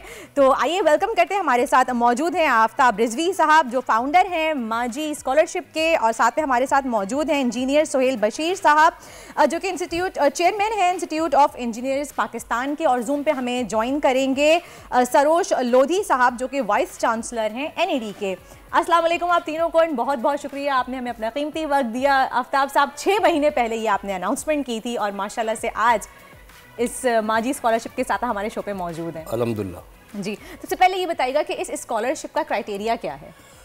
देखो वर्दा, क्राइटेरिया तो टेक्निकल टर्म में तो ये बताएंगे या सरोज लोधी साहब बताएंगे। मैं ये बता दूं कि मेरे अपनी एक बिलीव है कि ज़रूरत जो होती है उसकी कोई ज़बान नहीं होती है। वो उर्दू, सिंधी, बलूची, पख्तून में गुफ्तगू नहीं करती, और इसी तरह ज़रूरत का कोई मज़हब नहीं होता है, सेकुलर होती है ज़रूरत। और ज़रूरत ज़बान से गुफ्तगू भी नहीं करती, ज़रूरत गुफ्तगू आँखों से करती है। ठीक है, तो आपको आँखों को देख के पता चल जाता है कौन ज़रूरतमंद है या नहीं है। हमारा क्राइटेरिया ये है कि मेरिट कम नीड बेसिस। मेरिट पे तो बच्चा आता ही है एनईडी में, उसके बाद अगर उसकी ज़रूरत है, उसके घर की आमदनी कम है, उसके वालिद के रिटायर्ड हैं या बच्चा के वालिद इस दुनिया में नहीं है और ऐसा ज़रूरतमंद बच्चा है, तो उसको इस स्कॉलरशिप के लिए हम सेलेक्ट करते हैं। और इसका बड़ा सख्त क्राइटेरिया है जो इन लोगों ने, सरोज लोधी साहब ने और सोहेल बशीर ने और हमारे director student affair Ali Hasan, उन सब ने बनाया है। तो ये हमारा क्राइटेरिया है बेसिकली, मेरिट कम नीड बेसिस। सही, और बाकी क्राइटेरिया आप जो टेक्निकली समझाएंगे। शुक्रिया वर्दा आपने बुलाने का, थैंक यू सो मच। इसमें जो मेन है कि जो हमारे फर्स्ट ईयर में इस साल जो एडमिशन्स हुए हैं उन सारे बच्चों को ये ऑफ़र की गई कि जिनकी जो मेरिट पे तो डेफिनेटली वो वहाँ पे थे, लेकिन जिन जो एंड्स मीट नहीं कर सकते, जिनके पेरेंट्स, वो एप्लीकेशंस सबमिट करें। तो एप्लीकेशंस जो है मेरे ख्याल है तकरीबन 400-500 लोगों की एप्लीकेशंस आई, और उन एप्लीकेशंस में से फिर एक कट ऑफ जो हमारे पास इस वक्त 1 करोड़ 5 लाख रुपए का फंड था, हमने 105 स्कॉलरशिप्स इस दफ़ा बांटी हैं। आप दे चुके हैं जी, 105 स्कॉलरशिप लाख रुपए पर ईयर की दे चुके हैं, और ये 4 साल कंटिन्यू करेंगे, यानी हर साल उनको लाख रुपए मिलेंगे। तो पूरे 4 साल में उनको 4 लाख रुपए मिलेंगे। तो जो 105 स्कॉलरशिप दी उसमें क्राइटेरिया, जब सारी एप्लीकेशन सॉर्ट हुई और हमारी जो फंडिंग थी, तो उसमें जो कट ऑफ आई वो 39,000, जिसकी family income, consolidated family income, अगर 2 ब्रेड अर्नर्स हैं तो 2 की, या 1 है तो 1 की, 39,000 रुपीज़ की कट ऑफ के ऊपर जिनकी फैमिली इनकम 39,000 रुपीज़ से कम थी, उन बच्चों को जो है ये 1-1 लाख रुपए की स्कॉलरशिप दी जाएगी। और मैं आपको बताऊं कि ये जो फैमिली बैकग्राउंड के बच्चे थे मुख्तलिफ इलाकों से, मेरिट पे ज़ाहिर है वो एनईडी के अंदर आ गए, लेकिन उनके माँ बाप के पास कर्जा लेने के अलावा या कोई दूसरा कोई चीज़ें बेचने के अलावा कोई रास्ता नहीं था कि अपने बच्चों की, तो अल्हम्दुलिल्लाह इस स्कॉलरशिप के ज़रिए से जो है उनका हुआ। और मैं आपको एक बात और बनाऊँ कि जब NED में एडमिशन होता है तो अल्हम्दुलिल्लाह ये सरोज साहब भी बताएंगे, हमारा ये दावा है कि जो बच्चा भी मेरिट पे आ जाए, इस वजह से कि उसके पास पैसे नहीं हैं, ये नहीं हो सकता कि वो ना पढ़े। इंस्टेंट भी हमारे पास ऐसे डोनर्स मौजूद हैं कि जिस दिन एडमिशन होता है उसी वक्त उसको 70,000 रुपये जमा कराने होते हैं। उसी वक्त 70,000 रुपये की बहुत सारी हमारे पास ऑफर्स होती हैं कि भाई जिस बच्चे का भी मसला हो फौरी तौर पे, तो वो इंस्टेंट भी देते हैं। और ये माशाल्लाह एक रेगुलर चीज़ है जो अब हमने माजी के नाम पे सब सारी माओं के नाम, सारी माओं के नाम। हाँ, ये मैं पूछना चाहूँगी सवाल, लेकिन सरोज साहब से मैं बात करना चाहूँगी कि सरोज साहब आपको ये कब लगा कि आप लोगों को इस तरह कोई स्कॉलरशिप स्टार्ट करनी चाहिए लोगों के लिए? कहीं कोई ऐसा वाकया पेश आया या किसी ने आपसे अपील की इस चीज़ की आपके स्टूडेंट्स में से, ऐसा कब महसूस हुआ आपको? देखिए, जो सबसे अहम चीज़ है वो ये है कि मैं ये ज़ाती तौर पर समझता हूँ कि हक़ अगर मांग के लिया जाए तो वो कोई हक़ नहीं है। और हमारे यहाँ बड़ी तादाद में बच्चे ऐसे बैकग्राउंड से होते हैं कि जिनके लिए वो तालीम जो कि हम बहुत सस्ते उस पर दे रहे हैं, 1 लाख रुपए सालाना कोई बहुत बड़ा अमाउंट नहीं है, लेकिन सबके बावजूद हमारी ख्वाहिश यही है कि किसी बच्चे को इस वजह से, तो ये स्कॉलरशिप का सिलसिला तो छोटा मोटा काफ़ी अरसे से चल रहा है, लेकिन इस तरह से स्ट्रक्चर्ड, इसमें गवर्नमेंट ऑफ पाकिस्तान भी पैसे देती रही है, हुकूमत सिंध भी पैसे देती है, फिर ज़कात के पैसे भी होते हैं जो हुकूमत सिंध से आते हैं, लेकिन इस तरह से स्ट्रक्चर्ड तरीके से कोई निज़ाम मौजूद नहीं था। और इसमें मैं ज़ाहिर है कि क्रेडिट दूंगा NED एलुमनाई को, जितने भी हैं पूरी दुनिया में, और ख़ास तौर पे आफ्ताब रिजवी साहब को जिन्होंने इस तरफ तवज्जो दिलाई। तो कोई ख़ास वाक़या नहीं हुआ है, लेकिन क्योंकि हम बच्चों में सारी ज़िंदगी गुजारी है और ये एहसास होता है कि वक्त के साथ साथ जो चीज़ें जिस तरह से तब्दील हो रही हैं, जिस तरह से महंगाई आ रही है, जिस तरह से रोज़गार के मौक़े कम से कम होते जा रहे हैं अनफॉर्चुनेटली, तो उसके लिए बेहतर यही है कि हम जो अपने तौर पर कोशिश कर सकते हैं करें और इन बच्चों को हैंड होल्डिंग करें, और इस उम्मीद के साथ करें कि जब ये बच्चे किसी लायक हो जाएंगे तो ये पलट के आएंगे और इसको सपोर्ट करेंगे। तो आइडिया ये है कि हम एक 50 करोड़ रुपए का एंडोमेंट फंड रेज करेंगे, और आपको खुशी होगी ये बताते हुए कि 100 करोड़ के करीब हम ऑलरेडी जमा कर चुके हैं। यानी मैं ये कह रहा हूँ जो 10 करोड़, सॉरी 10 करोड़। और ये तमाम फंड्स रेज करने में इंटरनेशनली जो NED एलुमनाइज हैं उनकी सब लोकल और इंटरनेशनल, और अब तो नॉन NED भी इसमें दे रहे हैं, क्योंकि हमने नाम माजी रखा है ना, अपनी माँ के नाम पे दें, NED का होना जरूरी नहीं है। अगला सवाल मैं यही करना चाहूंगी कि माजी क्यों नाम रखा है? देखिए, माजी इसलिए रखा है कि हम सब अपनी माओं के मकरूज है ना। एक हमारी माँ होती है जो हमें पैदा करती है, एक हमारी जो हमें तालीम देती है जिस दर्जगाह में, और हमें एक मार्केटेबल प्रोडक्ट बना के मार्केट पे फेंकती है कि हम अपनी कीमत लगवा सकें। तो हम दोनों माओं का ख्याल रखते हैं, एक उस माँ का जिसने हमें पैदा किया, और एक वो माँ जिसने हमें तालीम और तरबियत दी और हमें मार्केट में भेजा। तो हमने आइडिया ये दिया है कि ये माओं के नाम पे फ़ंड है, अपनी माँ के इसाले सवाब के लिए, या माँ अगर आपकी ज़िंदा है तो उनकी आसानियों के लिए, ज़िंदगी में आसानियाँ पैदा हों, अपनी माँ के नाम पे दे। उससे हमारा जो है दायरा बड़ा हो गया है। अभी हमने एक मुकामी होटल में फंक्शन किया था, तो उसमें नॉन NEDians ने भी इसमें पैसे डाले। तो हमारा टारगेट ओरिजिनली 10 करोड़ रुपए था, लेकिन इसकी जो हमने रेस्पॉन्स देखी है तो हमने उसको 50 करोड़ किया है। हम एक बार, मैं, सरोज लोधी और सोहेल निकलेंगे दुनिया भर में NEDians के पास, मुख्तलिफ मुल्कों में जाएंगे, 50 करोड़ रुपए इंशाल्लाह हम 1 साल में जमा करके दे देंगे इंशाल्लाह। और हमारा टारगेट ये है कि NED में जो भी बच्चा आए, वो जैसे कि सरोज साहब ने कहा, वो इसलिए तालीम से महरूम नहीं रहे कि उसके पास पैसे नहीं है। सही। और मैं वर्दा एक और बात बताऊं, बातें बहुत होती हैं कि जी गवर्नमेंट को ये करना चाहिए, हमें करना चाहिए। भाई गवर्नमेंट के पास अगर वसाइल नहीं है, या हम तसव्वुर कर लें कि गवर्नमेंट इस काबिल नहीं है कि करे, क्या मैं और आप भी इस काबिल नहीं है? क्या मैं अपने मासी के बच्चे को नहीं पढ़ा सकता? इसके लिए, हाँ, इसके लिए क्या मुझे वजीर आला सिंध को बुलाना पड़ेगा या वजीर आजम को बुलाना पड़ेगा? हम जब इसको इस तरह देखेंगे तो हम हर बच्चे को तालीम दे सकते हैं, और हम माशरे को खुद ब खुद सही कर सकते हैं। ये इल्ज़ाम तराशी के जी ये ज़बान है, ये मज़हब है, ये शिया है, ये सुन्नी है, सिंधी है, उर्दू स्पीकिंग है, ये कहाँ की चीज़ें हैं? आप अपनी जिम्मेदारी पूरी करें। कितने कराची में फलाही इदारे हैं जो चल रहे हैं, वो पूछते हैं कि आपका मज़हब क्या है, आपकी ज़बान क्या है? कभी भी नहीं। ज़रूरत सेकुलर है। हमारा रब नहीं पूछता किसी को रिज़्क़ देने से, वो रब्बुल आलमीन है, वो रब्बुल आलमीन है। हमने उसको नैरो किया हुआ है कि रब्बुल मुस्लिमीन बनाया हुआ है, शियों का रब बनाया हुआ है, सुन्नियों का रब बनाया हुआ है, सिंधियों का, महाजिरों का, पठानों का। नहीं भाई, इसको बड़ा करे और हर शख्स अपनी जिम्मेदारी पूरी करे। अपनी जिम्मेदारी पूरी करेंगे तो ये माशरा खुद ब खुद उभर के आएगा। और मैं एक चीज़ और बताऊँ, अब दूसरों को नहीं बोलने दे रहा मैं मुझे बोलना है। ये बोलेंगे नहीं, मैं इनसे पहले एक चीज़ बोल दूँ, बल्कि अब आप बोलेंगे क्योंकि आपने मेरे दिमाग से बात अच्छा, मैं एक बात ऐड करूँ कि जो इसमें फ़ंड कंट्रीब्यूट करें ना, उनमें से अक्सर लोग पहले जब खुद पढ़ रहे थे तो उनको खुद स्कॉलरशिप्स लिए हैं, उनको एहसास है कि हमने कितना वक्त गुजारा है, इतना सख्त वक्त गुजारा है। लोगों ने शेयर किए हैं। हमारे एक दोस्त हैं अशरफ हबीबुल्ला, यूएस में होते हैं, 2.5 करोड़ रुपए उन्होंने दिए, $100,000।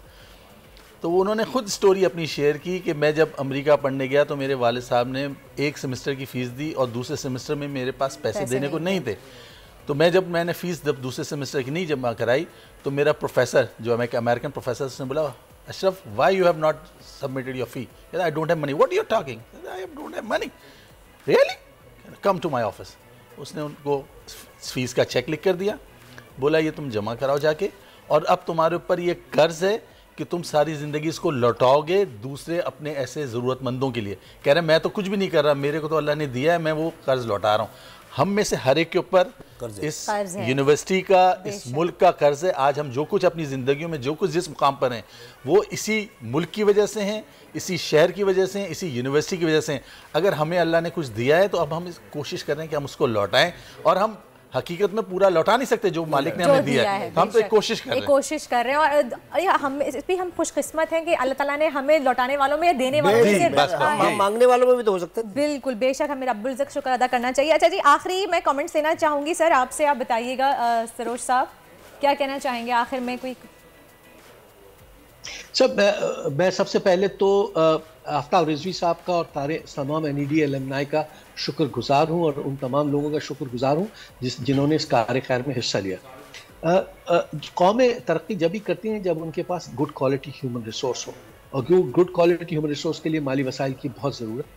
हुकूमत अपनी जगह पे अपना रोल प्ले कर रही है, लेकिन मैं तमाम मुखय्यर हजरात से दरख्वास्त करूँगा कि अगर वो इस कार्य खैर में हिस्सा ले सकेंगे तो ये एक ऐसा कर्ज है जो इस मुल्क का, इस कौम का हम पर है, और शायद हम उसका थोड़ा बहुत हिस्सा उतारने के काबिल हो सके।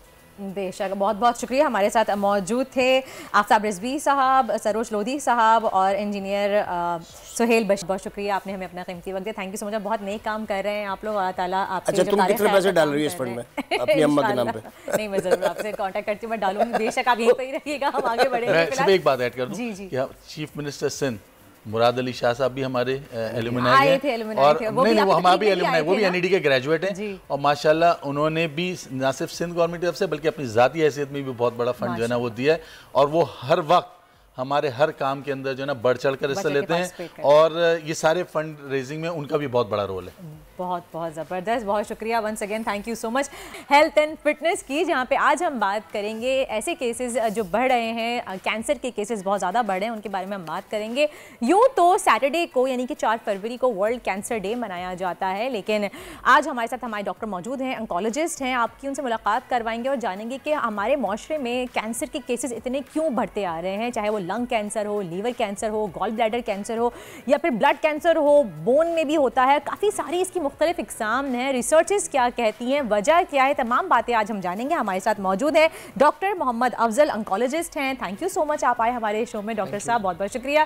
डॉक्टर साहब ये बताइएगा सबसे पहले कि हमारे यहाँ कैंसर के केसेस इतने ज़्यादा क्यों बढ़ रहे हैं? यानी कि मेरे ख्याल से 80% लोगों को अगर मैं कहूँ कोई बड़ी बीमारी डायग्नोज होती है तो उसमें कैंसर ही निकलता है, if I am not wrong. Sure. So सबसे पहले तो बोल न्यूज़ का मैं शुक्रिया अदा करना चाहूँगा कि कैंसर डे के हवाले से उन्होंने मुझे इनवाइट किया अपने शो में। कैंसर के केसेस क्यों बढ़ रहे हैं, आपका जो सवाल है उसको मैं इस तरह से एड्रेस करूँगा कि पहले हम लोगों को शायद इतनी अवेयरनेस नहीं थी, या हमारी आवाम में इतनी आगाही नहीं थी कि कोई भी बीमारी होती थी तो लोग बड़े अस्पताल में जाना या टेस्ट कराना एक टैबू समझते थे, समझते थे कि पता नहीं क्या हमें तशख़ीस हो जाएगा। लेकिन अब चूँकि जदीद फैसिलिटीज़ अवेलेबल हैं, टेस्ट अवेलेबल हैं, तो लोग अब तशख़ीस कराते हैं और उसकी वजह से कैंसर की तशख़ीस भी बढ़ रही है। प्लस हमारी कुछ लाइफस्टाइल भी कुछ इस तरह की हो गई है कि उसमें जो फैक्टर्स हैं जो कैंसर को प्रमोट करते हैं वो भी काफ़ी ज़्यादा हो गए। जैसे कि आप ले लें, सबसे पहले तो स्मोकिंग हो गया, अल्कोहल हो गया, हमारी एयर पोल्यूशन हो गई जो लंग का बहुत बड़ा कॉज करती है। उसके अलावा हमारी डाइट में जो प्रिजर्वेटिव्स शामिल होते हैं, केमिकल्स शामिल होते हैं, ये सारे कैंसर को कॉज करवाते हैं। अरे डॉक्टर साहब, ये भी सुनने में आता है, अक्सर लोग कहते हैं कि जी आप रेडिएशंस में आ गए हैं, जैसे कि कहते हैं कि आपने जो इंटरनेशनल कंट्रीज़ में हम जाते हैं जो रडार्स वगैरह लगाए हुए होते हैं मॉनिटर करने के लिए ट्रैफिक की स्पीड्स वगैरह को, क्या वो भी कैंसर कॉज करते हैं? रेडिएशन बिल्कुल कैंसर कॉज करती है, लेकिन बहुत मिनिमल क्वांटिटी ऑफ रेडिएशन से हमारा एक्सपोजर होता है, लाइक रेडार वगैरह हो गए या एक्सरे हो गए या सीटी स्कैन हो गए। कोई बंदा बहुत लंबे अरसे तक कोई रेडिएशन के अंदर एक्सपोज रहे तो उसको कैंसर हो सकता है, लेकिन रिसर्च से कुछ ऐसा पता नहीं चलता कि रेडार या छोटा मोटा एक्सरे अगर हम कोई करवा रहे हैं किसी बीमारी की वजह से तो उससे कैंसर हो जाए, क्योंकि एक कॉमन मिथ यही है कि जी एक्सरे कराएंगे, सीटी कराएंगे तो कैंसर हो जाएगा। मैं यही सवाल करना चाहती थी कि अभी डॉक्टर नफीस भी हमारे साथ मौजूद थे, उनसे मैंने यही सवाल किया कि हमारे यहाँ मिथ है, किसी को आप लिख के देते हैं कि जी सीटी स्कैन कराने के पहले ये होता है कि आपका अल्ट्रासाउंड करवाया जाता है, उसमें कोई चीज़ क्लियर नहीं है तो सीटी स्कैन की तरफ भेजा जाता है, फिर आपको MRI की तरफ भेजा जाता है। तो अब सीटी स्कैन के लिए तो लोग वहीं डर जाते हैं, नहीं जी हम सीटी स्कैन नहीं करा रहे, हमें तो कैंसर हो जाएगा, तो लोग टेस्ट भी नहीं कराते इस डर से। बिल्कुल ऐसा बिल्कुल भी नहीं है कि एक्सरे या जो सीटी स्कैन है उसकी सिर्फ एक रेज लगेंगी या उसका एक टाइम होगा तो उसमें आपको कैंसर हो जाएगा। नहीं, अगर बहुत लंबे अरसे तक किसी को एक्सपोजर होता है इन चीज़ों का तो उसको फिर कैंसर लंबे अरसे से मुराद के कोई फ़र्द ऐसी जगह पे रहता है जहाँ पे कोई न्यूक्लियर रिएक्टर है, लेकिन वहाँ पे भी आइसोलेशन की जाती है, इंसुलेशन की जाती है, लोगों को उससे प्रोटेक्ट किया जाता है, तो ऐसी कोई ओपन फील्ड नहीं होती कि रेडिएशन जिससे क्या कैंसर हो जाए। अच्छा, तो एक तो कैंसर जब भी आप किसी को डायग्नोज होता है वो हमेशा लास्ट स्टेज पे ही डायग्नोज होता है, और ये चीज़ क्यों कही जाती है कि जैसे ही आपको कैंसर के बारे में पता चलता है तो बंदे की सेहत बिल्कुल, जो भी मरीज़ होता है उसकी सेहत बहुत तेज़ी से नीचे की तरफ जाती है? क्या ये एक मिथ है कि कहते हैं कि बायोप्सी नहीं करवानी चाहिए, आपको जैसे ही बायोप्सी करवाते हैं आपने once you had your biopsy उसके बाद आपकी जो हेल्थ है वो बिल्कुल डाउन होती है? ये बहुत बड़ी मिथ है कि जी वो आपको मेटल लगेगा या धात लगेगी या बायोप्सी होगी तो कैंसर फैल चुका होगा। अनफॉर्चुनेटली बहुत सारी जगहों पे ऐसा देखा गया है कि कैंसर हमें जब तशखीस करते हैं हम लोग तो वो अनफॉर्चुनेटली होता ही लास्ट स्टेज पे है, लेकिन चूंकि हमारे पहले क्यों नहीं पता चलता? क्योंकि उसकी सिम्टम्स से तो ये भी आता है ना कि आपको बुखार, आपको अंदरूनी बुखार है या वजन में कमी हो रही है, बिल्कुल एकदम तेजी से गिरता है वजन। ये डिपेंड करता है कि अगर कोई बंदा जिसको ये सारे सिम्टम्स हैं वो उसको कितनी अर्ली रिकग्नाइज करता है। अगर किसी को 15 दिन से ज़्यादा बुखार है या उसके वजन में कुछ बहुत तेज़ी से कमी आ रही है, 10% कम हो गया कुछ 3 महीनों के अंदर, तो उसको फ़ौरन से अलर्ट हो जाना चाहिए कि यार मुझे जाके अपना एक चेकअप कराना चाहिए। लेकिन हम इस चीज़ को बहुत कैजुअली लेते हैं, हम कहते हैं यार बुखार है, मौसमी होगा, हम कोई लोकल दवाइयाँ इस्तेमाल कर लें, लाइक पैनाडोल वगैरह इस्तेमाल कर लें तो शायद चीज़ें बेहतर हो जाएँ, लेकिन वो बेहतर नहीं होती हैं। अल्टीमेटली वो चीज़ों को लिंगर ऑन करते रहते हैं और फिर जब चीज़ हद से ज़्यादा बढ़ जाती है, सिम्टम्स बहुत ज़्यादा ऑब्वियस हो जाते हैं, फिर वो डॉक्टर के पास आते हैं। यूजुअली कैंसर में कहा यही जाता है कि 80% लोग ऐसे होते हैं जिनको सिम्टम्स होते बहुत देर से हैं या जब होते हैं तो वो बहुत देर हो चुकी होती है। अच्छा, कैंसर से बचने का कोई सॉल्यूशन है, कोई तरीक़ेकार है जिससे हम अपना लाइफ रूटीन ऐसा कर सकें कि हम इन तमाम जो एक बहुत ही मुज़र बीमारी है इससे बचा जा सके? बिल्कुल प्रिवेंशन है, बिल्कुल है। उसमें देखें आपका सबसे इम्पोर्टेंट तो आपका लाइफस्टाइल है। हमारा सबसे जो बुरा एस्पेक्ट ये है कि हमने अपनी लाइफस्टाइल को ही बहुत डिफरेंट कर लिया है, जो कि रिकमेंडेड है उससे बिल्कुल हट के। जैसे लाइक हम अगर 10 से 15 मिनट वॉक कर लें तो हम ओबेसिटी और मोटापे वाली बीमारियों से बच सकते हैं।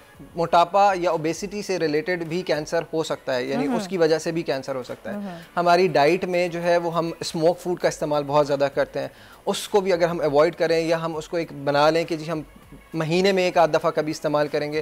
प्रिजर्वेटिव जो हम यूज़ कर रहे होते हैं, केमिकल्स जो यूज़ कर रहे होते हैं, तो अनफॉर्चुनेटली आजकल हर जगह मौजूद है। Anyways thank you so much doctor साहब, बहुत बहुत शुक्रिया। हमारे पास वक्त की कमी, वरना आपसे इतनी अच्छी गुफ्तगू चल रही थी कि दोबारा हम आपको बुलाएंगे और कंटिन्यू रखते। लेकिन इन शॉर्ट बात यहाँ पे आ जाती है कि आपको हेल्दी लाइफस्टाइल की तरफ जाना चाहिए, अपने खाने पीने के रूटीन को सही करना चाहिए ताकि आप इन तमाम मुज़र बीमारियों से बच सकें। एक ब्रेक का वक्त हुआ है, बढ़ते हैं ब्रेक की जाने, मिलते हैं आपसे एक ब्रेक के बाद। Stay with us. आजकल जिंदगी ही सुबह आउट ऑफ कंट्रोल है, दुनिया बोल है, दुनिया बोल है। जी जनाब, वापस आ गए हैं हम ब्रेक से और अब आपको मौसम की सूरत हाल से आगाह कर देते हैं। बताते चलें कि मुल्क के बेशतर इलाकों में सर्दी की शिद्दत ताहाल बरकरार है। हाँ, अलबत्ता वो अलग बात है, कराची में सर्दी बोरिया बिस्तरा लपेटना शुरू कर रही है और जाने की तैयारी कर रही है। अगर हम बात करें पंजाब, सिंध, बलूचिस्तान और KP के, वो भी सर्दी की लपेट में है, जबकि मुल्क के बालाई इलाकों में बर्फबारी ने निज़ाम में ज़िंदगी मफलूज बना दिया है। शहर कायद में सर्दी का जोबन ख़त्म होने लगा है, सब सर्दियाँ नॉर्मल होना, अब लगता है सर्दी चली गई हैं, गर्मियाँ आ गई हैं दोबारा से। कराची का तो ये सूरत हाल है फिलहाल।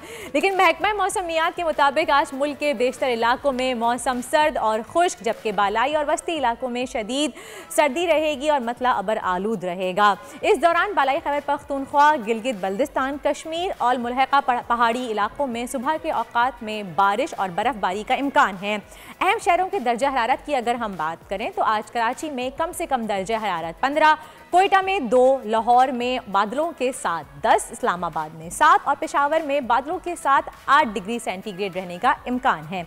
ये तो थी वेदर अपडेट। लेते हैं एक ब्रेक। आजकल जिंदगी ही सुबह आउट ऑफ कंट्रोल है, दुनिया बोल है, दुनिया बोल है। जी जनाब, वापस आ गए हैं हम ब्रेक से और बताएं आपको कि पाकिस्तान के लिए एक और एजाज़ लेने वाले पाकिस्तानी एक और हीरो आज हमारे साथ मौजूद हैं। पाकिस्तानी बॉक्सर फरीद अहमद ने दुबई में होने वाले प्रोफेशनल बॉक्सिंग फाइट जीत ली है और फरीद अहमद ने युगांडा के बॉक्सर को पहले ही राउंड में नॉकआउट किया था। और Farid Ahmed super feather weight 58 kilogram में युगांडा के बॉक्सर लेविस को पहले ही राउंड में चित करके दिखाया है उन्होंने। उनका ताल्लुक युगांडा से था और फरीद का ताल्लुक कराची से है और फरीद एक नेशनल प्रोफेशनल बॉक्सर हैं। और साथ में तनवीर खान जो उनके कोच हैं वो भी हमारे साथ मौजूद हैं, जो कि पाकिस्तानी बॉक्सर उनके कोच हैं, उनको सिखाया। और किस तरह से इन्होंने सिखाया, मैं ब्रेक में इनसे पूछ रही तो मुझे बहुत हैरत हुई। मैं चाहूँगी कि आप लोगों को भी पता चले। इनके कोच तनवीर साहब, बहुत बहुत शुक्रिया, थैंक यू सो मच आप आए। और फरीद बॉक्सर जो हमारे हीरो हैं वो भी हमारे साथ मौजूद हैं, thank you so much for coming. आप दोनों का बहुत बहुत शुक्रिया। अच्छा जी, युगांडा के आपने बॉक्सर को पहले ही राउंड में नॉकआउट कर दिया। हालांकि युगांडा तो वो साउथ अफ्रीका के साथ लगता है और वहाँ के लोग भी काफ़ी अच्छे खासे हट्टे कट्टे स्ट्रॉन्ग होते हैं, तो कैसे कर दिया? क्या हमारे यहाँ ज़्यादा अच्छी ट्रेनिंग दी गई थी, ज़्यादा सख्त होते हैं हमारे यहाँ के लोग? इसके पीछे पीछे जो होता है काफ़ी मेरे उस्ताद की ज़्यादा ट्रेनिंग थी इसके पीछे। और वो लेविस जो था युगांडा का, वो भी काफ़ी टफ था। तकरीबन उसके लिए मैंने काफ़ी ट्रेनिंग की थी और अल्हम्दुलिल्लाह मैं कामयाब हो गया। पाकिस्तान का परचम उस रिंग में ले रहा है। वाह, माशाल्लाह से। अच्छा तनवीर, ये बताइए कि आपने जिससे मुझे बताया था, लेकिन मैं चाहूँगी कि आप व्यूअर्स को भी बताएं कि आपको कोई कैंप प्रोवाइड नहीं किया गया, कोई आपने ट्रेनिंग ली वहाँ पे स्पेशल? यहीं आपने सारी ट्रेनिंग ली खुद से और इनको दी? आप पहले खुद देखते थे सोशल मीडिया की मदद से? जी अल्हम्दुलिल्लाह, मैंने काफ़ी कोशिश की है इनकी बार कैंप लगाने के लिए। इसके साथ साथ मेरे और भी स्टूडेंट्स हैं जो प्रोफेशनल बॉक्सर है, इकराश नाम है उनका और अब्दुल्ला है, लेकिन हुकूमती सरपरस्ती ना होने की वजह से और फाइनेंशियल सपोर्ट ना होने की वजह से स्पॉन्सर के लिए भी काफ़ी मैंने कोशिशें की। आपने अपील की थी? जी जी बिल्कुल बिल्कुल की है, लेकिन वहाँ से कोई रिस्पॉन्स नहीं आया। और फिर बस अपनी मदद आप ही हम लोग लगे रहे और पूरी ट्रेनिंग इनकी यहीं हुई है। अच्छा, कोई कैंप? जी, कोई कैंप नहीं, कोई कैंप नहीं, बगैर कैंप के हमने पूरा वो किया था। और जो लेविस के साथ फ़ाइट थी तो उसकी मैंने काफ़ी सोशल मीडिया से उनकी फ़ाइट्स निकाली और उसकी जो मिस्टेक्स हैं, गलतियां हैं, वो निकालने की कोशिश की और फिर उसी के ऊपर वर्क किया। अल्लाह से उम्मीद थी, बस अल्लाह ने कि आपने सोशल मीडिया के थ्रू उनकी कमज़ोरियों को ऑब्जर्व किया और फिर उसी के अगेंस्ट में आप इनको ट्रेन किया। जी जी, बगैर किसी हेल्प के। जी। और आपने काफ़ी लोगों से सपोर्ट भी मांगने की कोशिश की, आपने कहा काफ़ी कोचेस से आपने हेल्प ली, तो आपको कहीं से कोई फाइनेंशियली कोई सपोर्ट मिली? प्राइवेटली ही, गवर्नमेंट के इदारों से नहीं, प्राइवेटली किसी ने कुछ हेल्प किया आपको? नहीं, प्राइवेट भी काफ़ी इस तरह यहाँ पे हमारे बड़ी कंपनीज़ हैं, प्राइवेट कंपनीज़ हैं, प्राइवेट वो है, लेकिन किसी ने नहीं किया। सिर्फ ये कि जो मेरे फ्रेंड्स हैं तो उन्होंने काफ़ी सपोर्ट किया। मेरे दोस्त हैं और मेरे अजीज़ हैं, मेरे बड़े हैं, सजाद अवान साहब, उन्होंने काफ़ी सपोर्ट किया क्योंकि आखिरी टाइम तक आखिरी दिन तक हमें पता नहीं था कि हम जाएंगे या नहीं जाएंगे। और फाइनेंशियल इश्यूज़ थे और वो जो लेविस था वो ऑलरेडी दुबई में ही था, वहाँ पे उन्होंने कैंप लगाया था। तो ट्रेनिंग कर रहे थे तो हमें काफ़ी, क्योंकि वहाँ के वेदर के हिसाब से भी मसले होते हैं। तो जब मैं ख़ुद खेलता था तो हम लोग कहीं दूसरी सिटी जाते थे, दूसरे शहर जाते थे, तो पहले जाते थे ताकि उसके वेदर में हम लोग जो है ना आदी हो जाए, एडजस्ट हो जाए। आप जाते हैं तो आपको कोई मौसमी तब्दीलियाँ की वजह से आपकी बॉडी में भी चेंजेस आते हैं, फिर आपको डाइट अपनी उस हिसाब से चेंज करनी पड़ती है। तो कितनी ट्रेनिंग दी है आपने, कितने अरसे की ट्रेनिंग का ये रिजल्ट है? क्योंकि फिर जाहिर सी बात है डाइट का भी ख्याल करना, खाना खिलाना पिलाना, एक्सरसाइज करना। हाँ, बाकी जो मेरे स्टूडेंट्स हैं वो काफ़ी मेरे लिए इजी है, लेकिन ये शरारती बहुत है फरीद। हाँ बहुत क्योंकि डाइट फॉलो नहीं करता तो इसके ऊपर खुसूसी नज़र होती है। तो उसके अलावा भी एक तो मेरे साथ सुबह ट्रेनिंग करते हैं, फिर दोपहर में आते हैं, इसको मैं दिखाता हूँ, पजल्स गेम्स होते हैं या कोई एक्स्ट्रा जो चीज़ें होती है, वीडियोज़ हम देखते हैं। और फिर जब शाम के वक्त, रात के वक्त जब ट्रेनिंग होती है तो उसके अलावा भी मैं इनके घर में पूछता हूँ, इनके भाइयों से, इनके वालिद से कि क्या कर रहा है, कहाँ जा रहा है। तो क्योंकि ये डाइट फॉलो नहीं करता और खाने पीने में बहुत वो है, तो इसके लिए हाथ नहीं रुकता, खाने पीने के शौकीन है, बिल्कुल शौकीन है। और जब सबसे बड़ा मसला ये आता है जब इसका वेट होता है तो इसका वेट बहुत अप होता है। आपने देखा होगा युगांडा का जो बॉक्सर है वो इससे हाइट में भी काफ़ी बड़ा था और काफ़ी स्ट्रॉन्ग था इससे, लेकिन ये कि इनकी फिजिक को देख के लग नहीं रहा कि उसके सामने खड़े भी हो सकेंगे।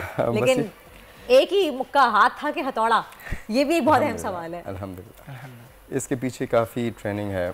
उसी एक पंच को अगर हम देखते हैं, इसको बीच में एक पंच लगा है लेविस को, चिन पे लगा, तो हम उसको 10 कहते हैं। तो वो 10 पंच इसको लगा और वो 10 पंच जो है वो हम 100 मरतबा नहीं, हज़ार मरतबा में इसको कराया है ताकि इसके अंदर वो आ जाए, पावर आ जाए और ये ट्रेनिंग हो जाए इनकी। ये 1 मिनट की जो फाइट है 1 मिनट में ही नॉकआउट, 1 मिनट के अंदर इन्होंने नॉकआउट किया। इसके पीछे 6 सालों की मेहनत है। आप 6 साल से इनको ट्रेनिंग तकरीबन 6-7 साल हो गए। 6-7 साल से सही। और ट्रेनिंग आपकी यही चल रही होती? कुछ स्पेशल कोई बेसिक, कोई कहते हैं ना हर किसी का अपना कोई एक स्टाइल होता है बॉक्सिंग में, कोई एक आपका एक पंच, एक लाइन जिसे हम जैसे पंच लाइन होती है, ऐसे कोई आपका एक स्टाइल होता है। तो फरीद का क्या स्टाइल है जो वो नॉकआउट कर देते हैं? फरीद की जो अच्छी बात यह है कि ये जब अंदर जाता है रिंग से पहले तो प्रेशर होता है, लेकिन फरीद जब रिंग के अंदर जाता है और फिर नीचे से जो कमांड इसको मिलती है, नीचे से जो मैं कहता हूँ तो वो डायरेक्ट वो पिक करता है।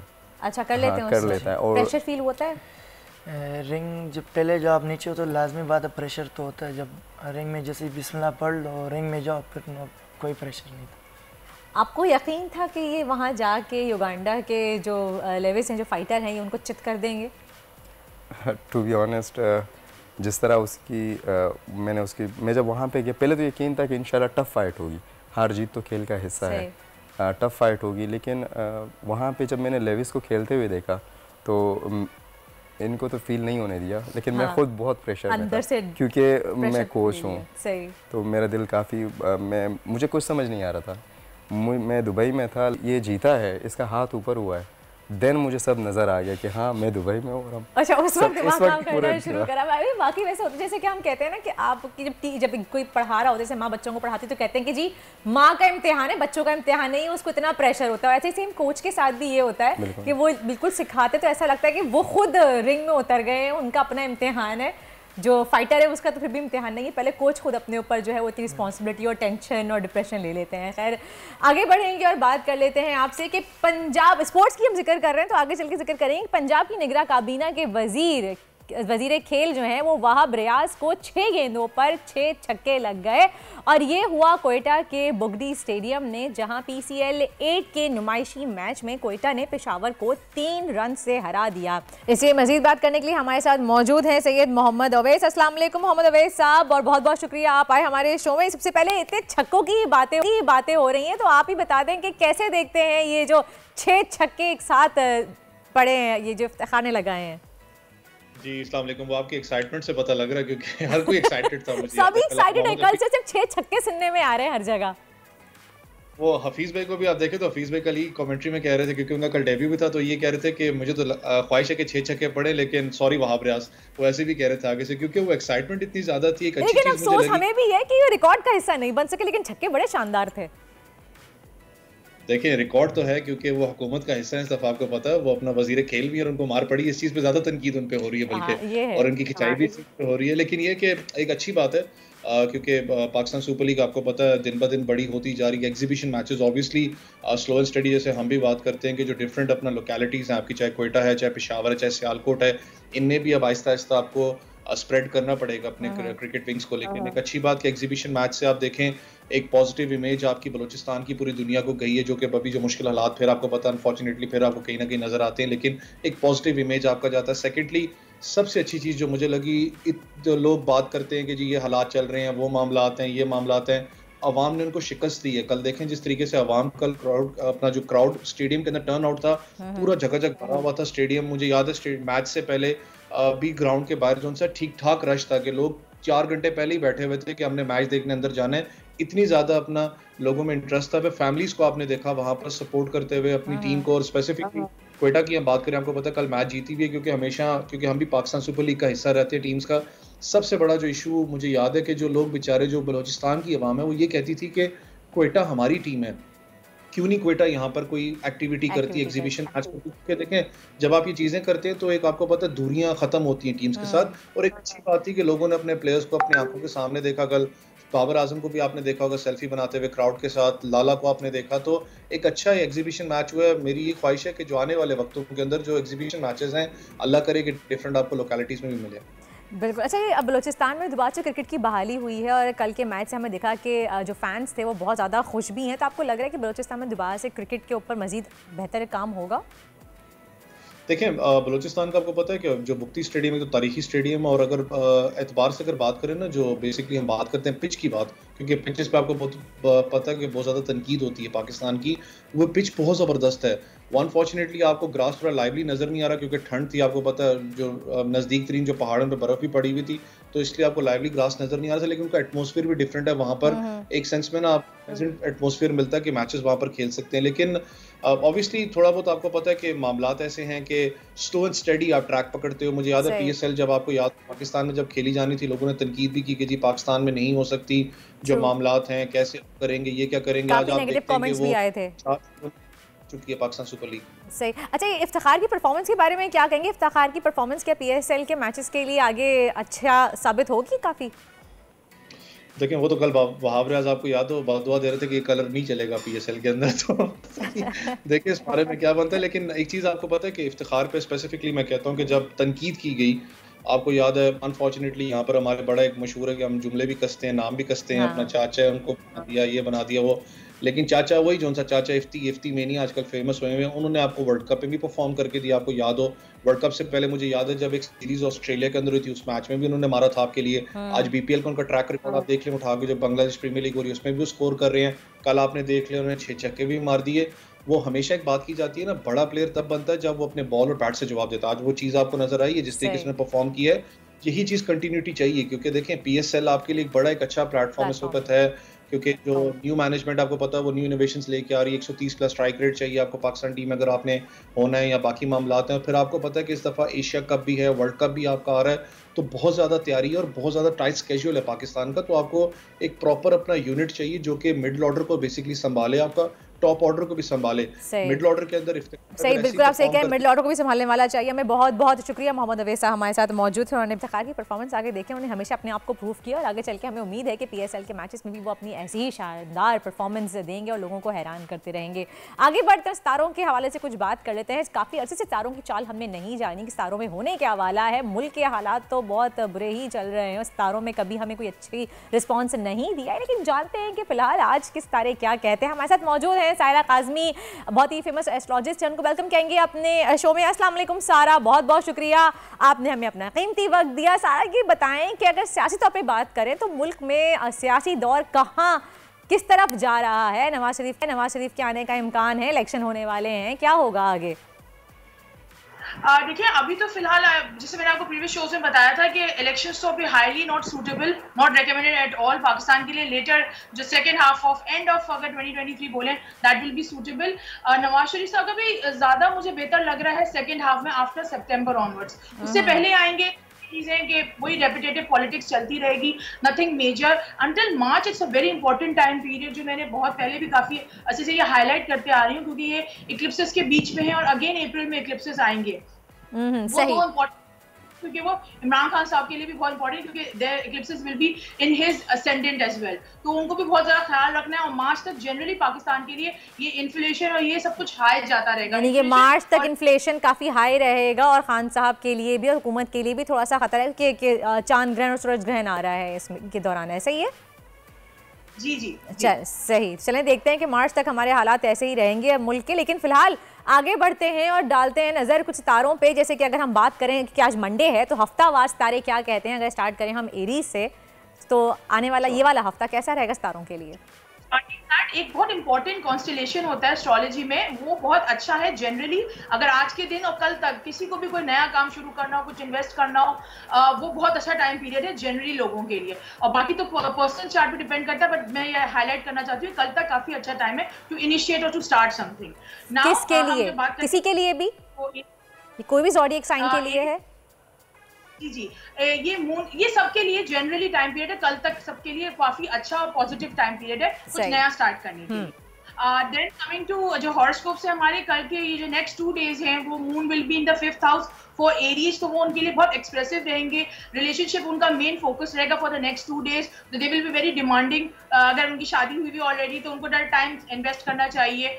टॉरस की बात करें तो it will be happening in their 4th house, तो वो जरा घर पे टाइम ज्यादा स्पेंड करेंगे। They might be spending some money to purchase something new, ये भी काफी टाइम अच्छा टाइम पीरियड है अगर वो काफी दिनों से सोच रहे हैं तो।